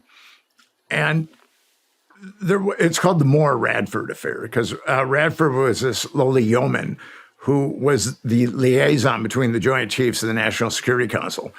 And Haig was the inside man for them at the National Security Council. And Haig was enabling Radford to get all these top secret documents. Like, we were allies with India, but Pakistan had a dictator that was friendly to China. So the Nixon administration although we in Pakistan and India were engaged at a war, the Nixon administration tacitly approved what Pakistan was doing. And then probably Admiral Moore leaked it out to the press. And there was this huge blowback because the Pakistani dictator was kind of a bloodthirsty type. But Nixon wanted so badly to open up communications with the Chinese that he was willing to do these things. And so the the Joint Chiefs has this espionage ring where they're collecting all this information on what Nixon's doing. But the Nixon administration ultimately outs them. And at that point, the CIA starts infiltrating. And the guys it's amazing how many CIA people, intelligence people infiltrate the Nixon administration. And the big thing with Watergate is there were two conspiracies going on, but the first conspiracy was the CIA trying to bring down the Nixon administration. And there were a number of leaks going on, like the Pakistan leak and the Pentagon Papers and these various leaks, and they were driving Nixon crazy. And Ehrlichman put together a crew called the Plumbers, and the raison d'etre for the Plumbers was to plug leaks. And that's where these CI guys ended up, is E. Howard Hunt, who was a scurrilous guy, and James McCord, who was... it's kind of difficult to describe James McCord, but they penetrated the Plumbers. And G. Gordon Liddy was supposedly the head of the Plumbers, but McCord and Hunt, these guys were like super spooks, and they just ran circles around Liddy. Liddy had no idea what these guys were up to. And then, so you've got the CIA wanting to take down Nixon and infiltrating the Plumbers. But you've got something else going on. John Dean, who is one of the heroes of Watergate, who saw that he saw the moral turpitude of the Nixon administration and came clean and helped bring Nixon down. John Dean, there's some amazing liars, extraordinary liars in Watergate, but John Dean is right up there with Woodward and Bernstein when it comes to lies. But John Dean's wife, Maureen Dean, knew or worked for a woman named Heidi Reichen. And Heidi Reichen ran a brothel that was a block away from the Watergate. And if you were a Democratic big shot, you go to it. There's a secretary named Maxie Wells at the Democratic National Committee. You would go to her, and she would provide you pictures of the prostitutes. And you would choose the prostitute that you liked, and then you'd go to the Columbia was like upscale apartments. And then you would go to the Columbia, and then you'd have a liaison with the prostitute that you liked. But the CIA was filming it.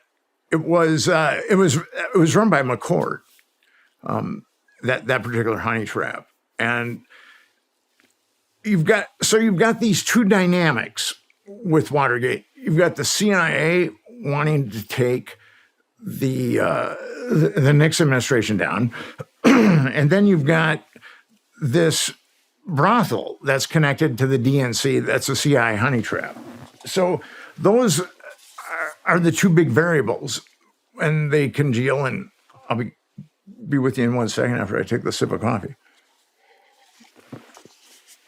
So Hunt and McCord, they initially, Hunt and Liddy break in to Daniel Ellsberg releases the Pentagon Papers, which show that what's been going on in Vietnam is a lie, that we're not making any progress in Vietnam. So Hunt gets these Cubans who were our CIA assets, and they break into Dr. Fielding's office. And then the next thing is Watergate. Now, it's kind of interesting why the Watergate was chosen. And Nixon did not order a break-in into the Watergate. I don't believe Ehrlichman and Haldeman, they were number two. H.R. Haldeman was the number two guy in the Nixon administration. John Ehrlichman was the number three guy. And John Mitchell was the attorney general and number four guy. None of those guys ordered that break-in. John Dean was counsel to the president, and Jeb Magruder was the acting boss of the committee to reelect the president. John Mitchell, the attorney general, was going to take over from Magruder, but Mitchell served as attorney general. Magruder was the acting boss. And he and Dean were the ones that colluded together and sent those burglars into the Watergate. And the first time they broke in, so they broke the Democratic National Committee was on the 6th floor, and the Federal Reserve was on the 8th floor. So McCord and four Cubans sign in like at 11:30 on a Friday night to the 8th floor, to the Federal Reserve, which had been burgled and had intensified security at that point. I mean, they were trying to get busted. And the security guard had the IQ of an avocado. He couldn't put it together that these guys were about to pull off a burglary. So they went in there a second time, and they actually told, there was a DC cop named Carl Schaffler, and he was a CIA guy, but he was also a DC guy, a DC police officer. And one of McCord's underlings called Schaffler and said, "We're breaking into the Watergate tonight."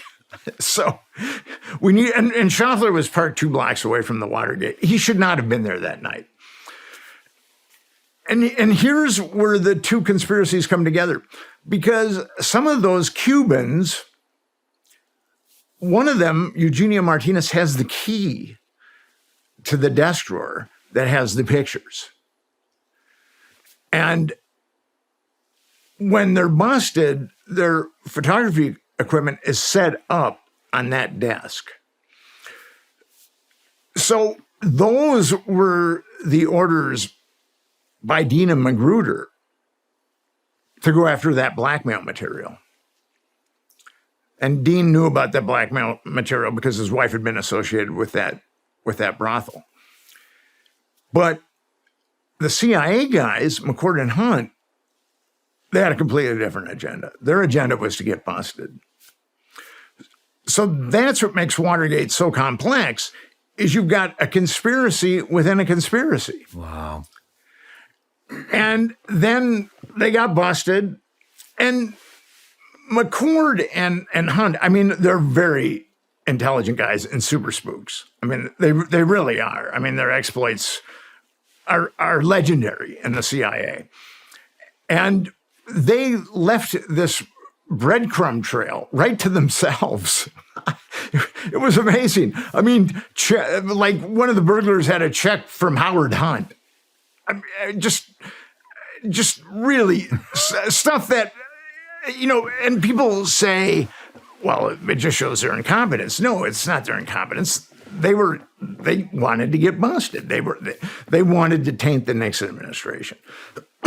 So they get busted, and the Cubans really don't know what's going on because they thought they were going in for the pictures. Well, McCord and Hunt, their plan is to get busted. And that's when Watergate starts getting interesting, because Bob Woodward graduates from Yale. And this is actually kind of humorous. Okay, here's the cover story on Bob Woodward. He graduates from Yale. He's accepted to Harvard Law School. But then he goes to the Washington Post and says, I would really like to be a journalist, and I will work for you for 2 weeks. And if you don't like anything I write, you don't have to pay for those 2 weeks. And if you don't like anything I write, then I won't, you guys. I mean, that's the cover story of Bob Woodward.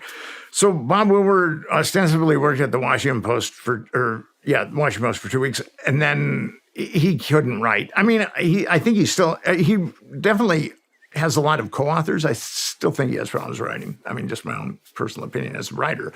But so Woodward is sent to the Montgomery Sentinel, which is owned by the Washington Post. And that's kind of his AAA team to learn how to write and report. And people know at the Montgomery Sentinel that he's a spook. He drives a Carmen Ghia. Okay, he's making $110 a week. He drives a Carmen Ghia. He's staying at a very nice apartment in Washington, D.C. He regularly goes to New York City. I mean, there's just no way that Woodward can live the kind of life that he's living on $110. Yeah. So he kind of learns how to write, and he's brought back to the Washington Post. And then within 8 months, he and Bernstein are breaking Watergate. Now, Bernstein is also a pathological liar, like Woodward. And Ben Bradley, the editor-in-chief of the Washington Post, he is also CIA and a pathological liar. There was a woman named Deborah Davis who wrote a book called Catherine the Great about Catherine. Catherine Graham owned the Washington Post.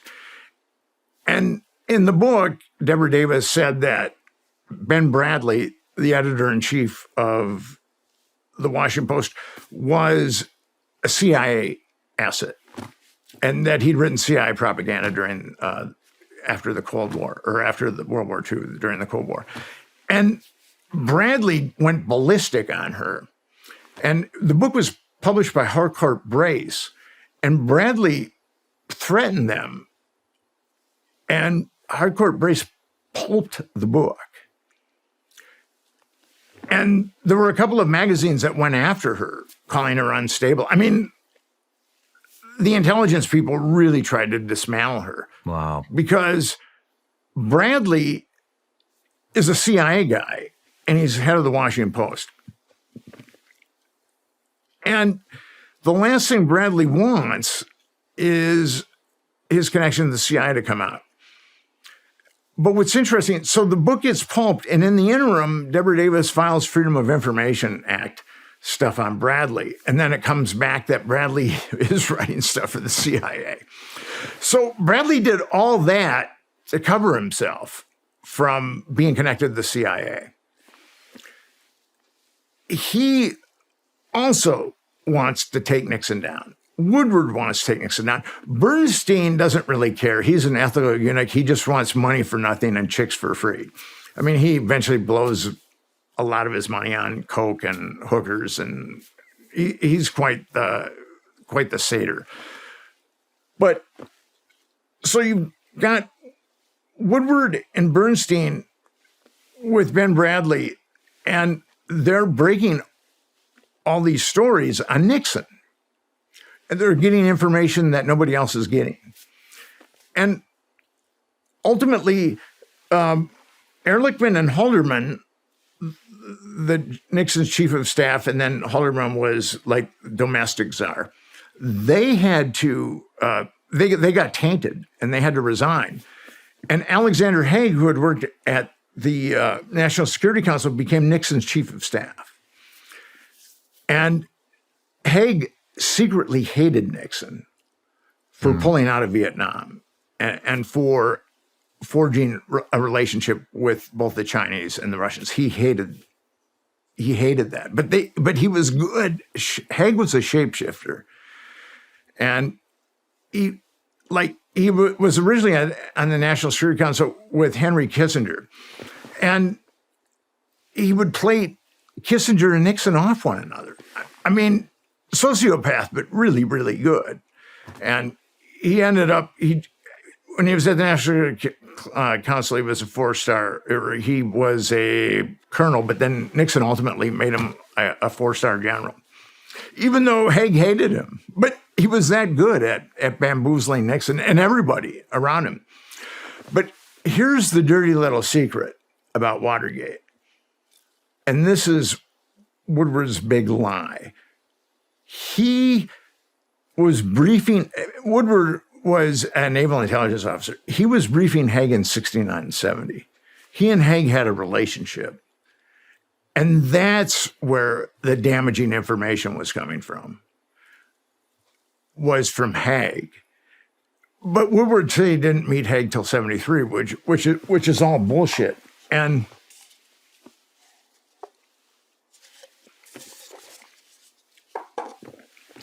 Woodward said Mark Felt is deep throat. Okay, Mark Felt was the associate director of the FBI, but he got fired. And he got fired in May of 73. And according to Woodward and Bernstein and all the president's men, Deep Throat would drive by Woodward's apartment every day. And if Woodward moved the flower pot, that would mean that he wanted to talk to Deep Throat. And Woodward would take all these cabs and be clandestine and would meet in a underground parking lot in Alexandria, Virginia. I mean, it was all bullshit anyway. And then if Deep Throat wanted to talk to Woodward, it was like page 20 of the New York Times, and he'd put a little clock there. Okay, so now here's where reality kind of impinges upon the cover story. Mark Felt was fired in May of 73, and the most damaging information from Deep Throat came in November of 73. So we're supposed to believe that Mark Felt, who had been fired from the FBI, is driving into Washington, D.C. And by the way, Woodward's balcony is facing a courtyard. So he would have to go down an alley and then get out of his car and walk 50 feet and look straight up to see whether or not Woodward had moved his flower pot for them. So, and then the page 20 of the New York Times, all the Wall Street Journal, the New York Times, they were all put in a pile at Woodward's apartment building. They weren't taken to his specific room. So that all falls apart. And Woodward rolled out Felt in 2005, and Felt was very far gone with Alzheimer's. And I don't doubt that Felt gave Woodward some information, but the most damaging information came from Alexander Haig. And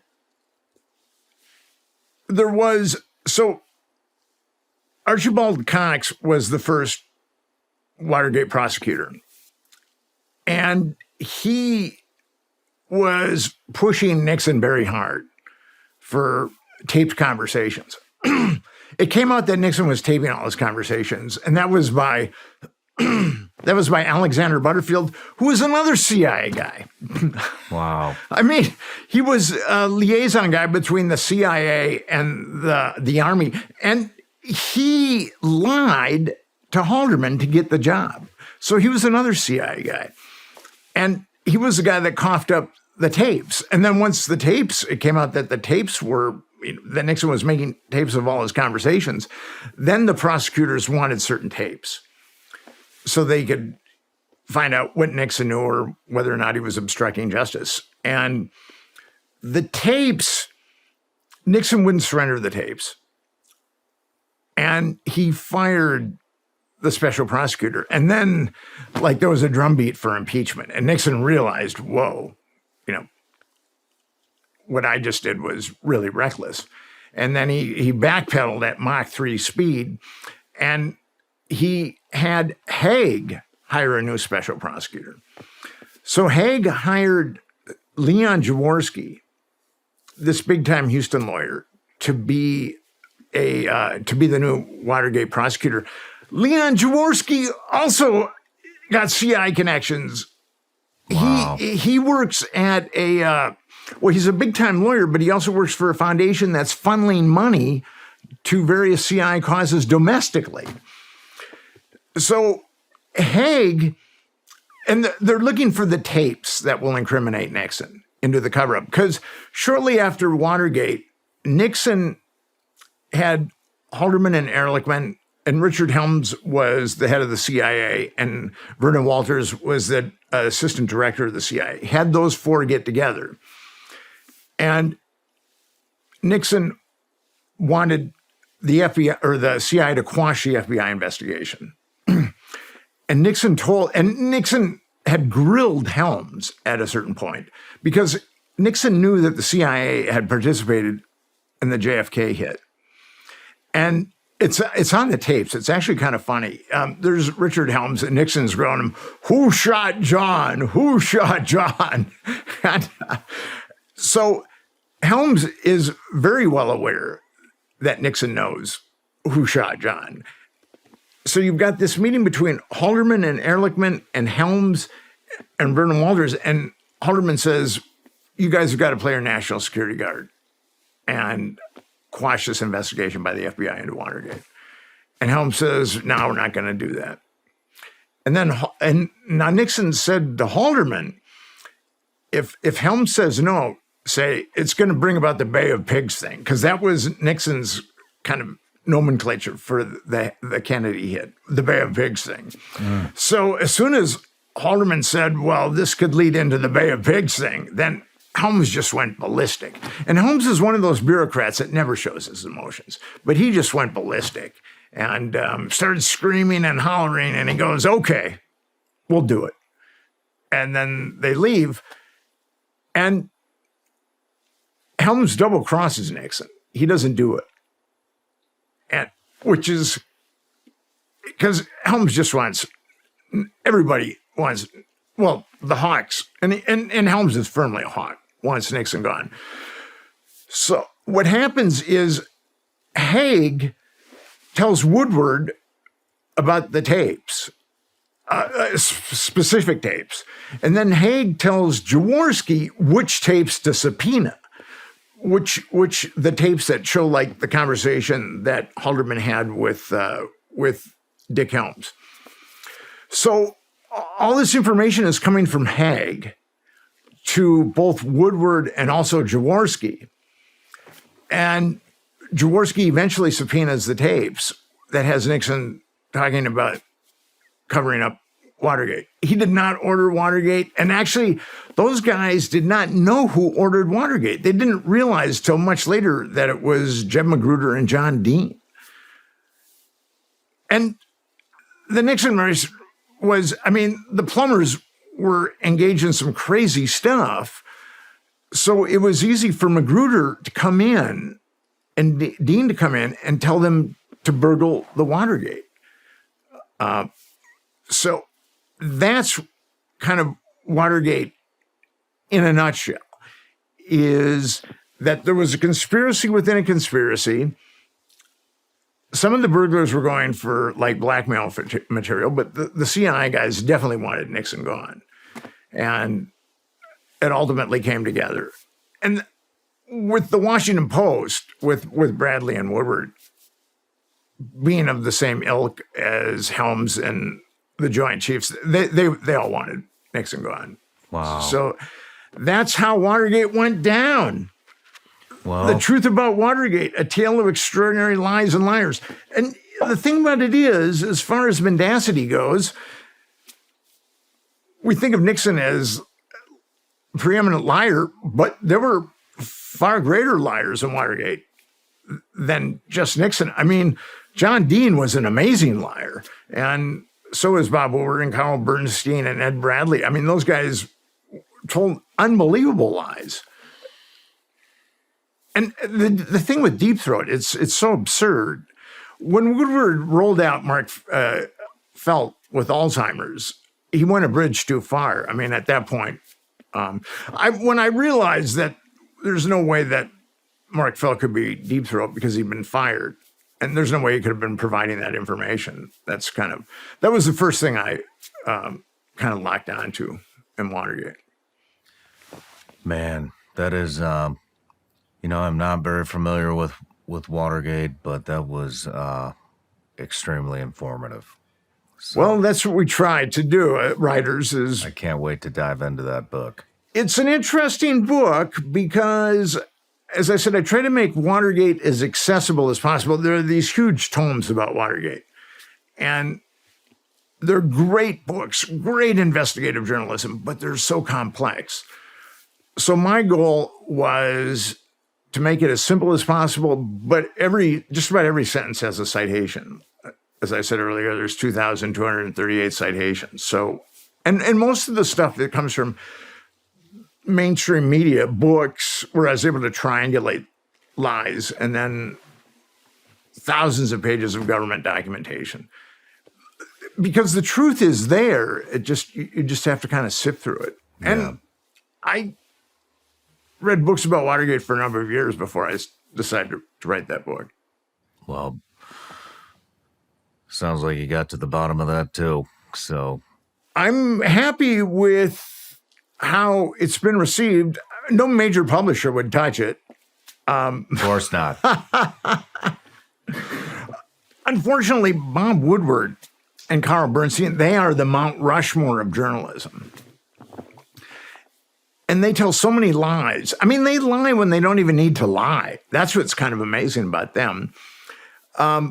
Bernstein said that he ducked a subpoena, that he was going to get subpoenaed, and he ducked the subpoena, and he went and saw the movie Deep Throat. At that point, when he ducked that subpoena, the movie Deep Throat wasn't even showing in Washington, D.C. I mean, the lies. I mean, Bernstein talks about going out to, I think it's Maryland or Virginia, to meet with one of the treasurers of the committee to reelect the president. And he talks about going through this hellacious rain, this hellacious storm as he's driving out there. There was no storm that day.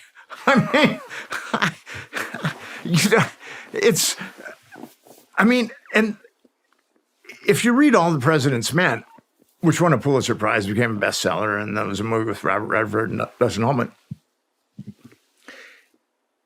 it's fiction. It's been embraced as reality, and you've got all these kids going to journalism school, wanting to be Woodward and Bernstein, when really there is no Woodward and Bernstein. Wow.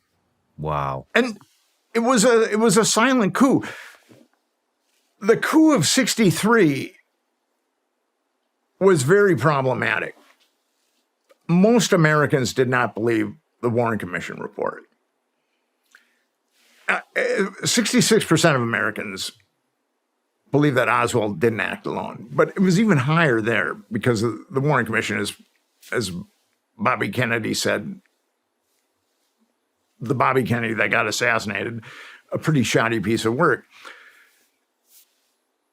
So I think assassinating Nixon was off the table. This was how they felt like they had to get him out. Man. But what's really interesting, in 1967, because there was a huge backlash against the Warren Commission report. I mean, the Warren Commission report is very problematic. And a lot of people weren't buying it. So the CIA came out with a dispatch in 1967, and it said that the people who don't believe in the Warren Commission, we're going to call them conspiracy theorists. And then it gave a number of rationales why conspiracy theorists are conspiracy theorists. And then it was disseminated to editors and people with juice. The New York Times and the Washington Post used the word conspiracy theorist about once a year prior to that 1967 dispatch. But after that 1976-7 dispatch, the term conspiracy theory and conspiracy theorist just shot up exponentially in both papers. So people just automatically think of something, they go, oh, conspiracy theory. Yeah. They're drinking the Kool-Aid. Yeah. Still see it today?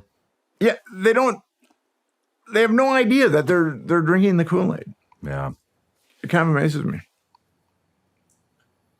It's very interesting to see how easily people get sucked in.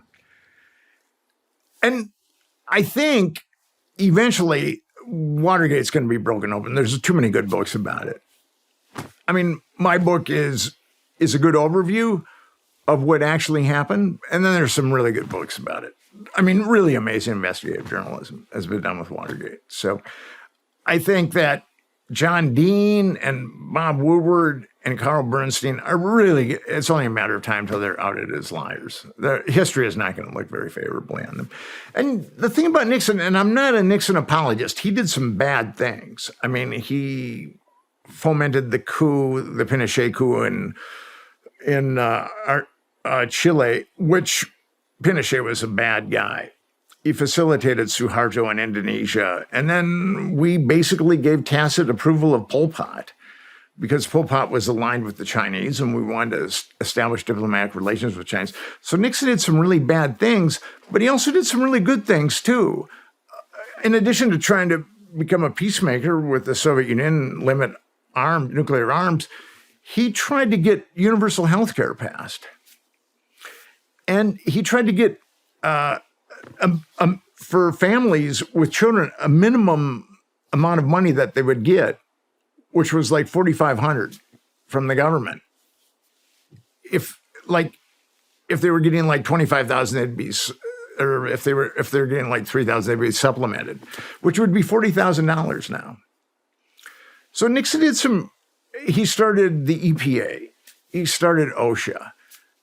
He went up 131% on welfare spending. He increased education spending by 50%.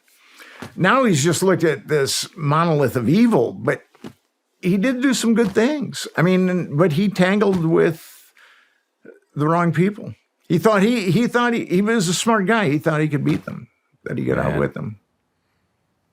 Man, fascinating stuff. Yeah. Well, Nick, I just want to say thank you for You coming bet. on, and the link to your new book, The Truth About Watergate, will be in the description below, and just want to say thank you. And I want to remind people, the first Epstein Justice Forum is in Dunlap, Iowa on July 17th, and we're going to have a fundraiser in Knoxville on September 27th. So we're going to get this Epstein Justice machine going. Good. Makes me happy to hear. I'm doing this with some pretty stalwart people, so we're going to give it our best shot. Good. And we're going to succeed. I'll predict that right now. As Joe Namath predicted before the 1969 Super Bowl, we're going to win. And everybody thought he was crazy. Well, I'm predicting Epstein Justice will prevail. Well, I hope it does. I really do. And I wish you the best of luck. Thank you.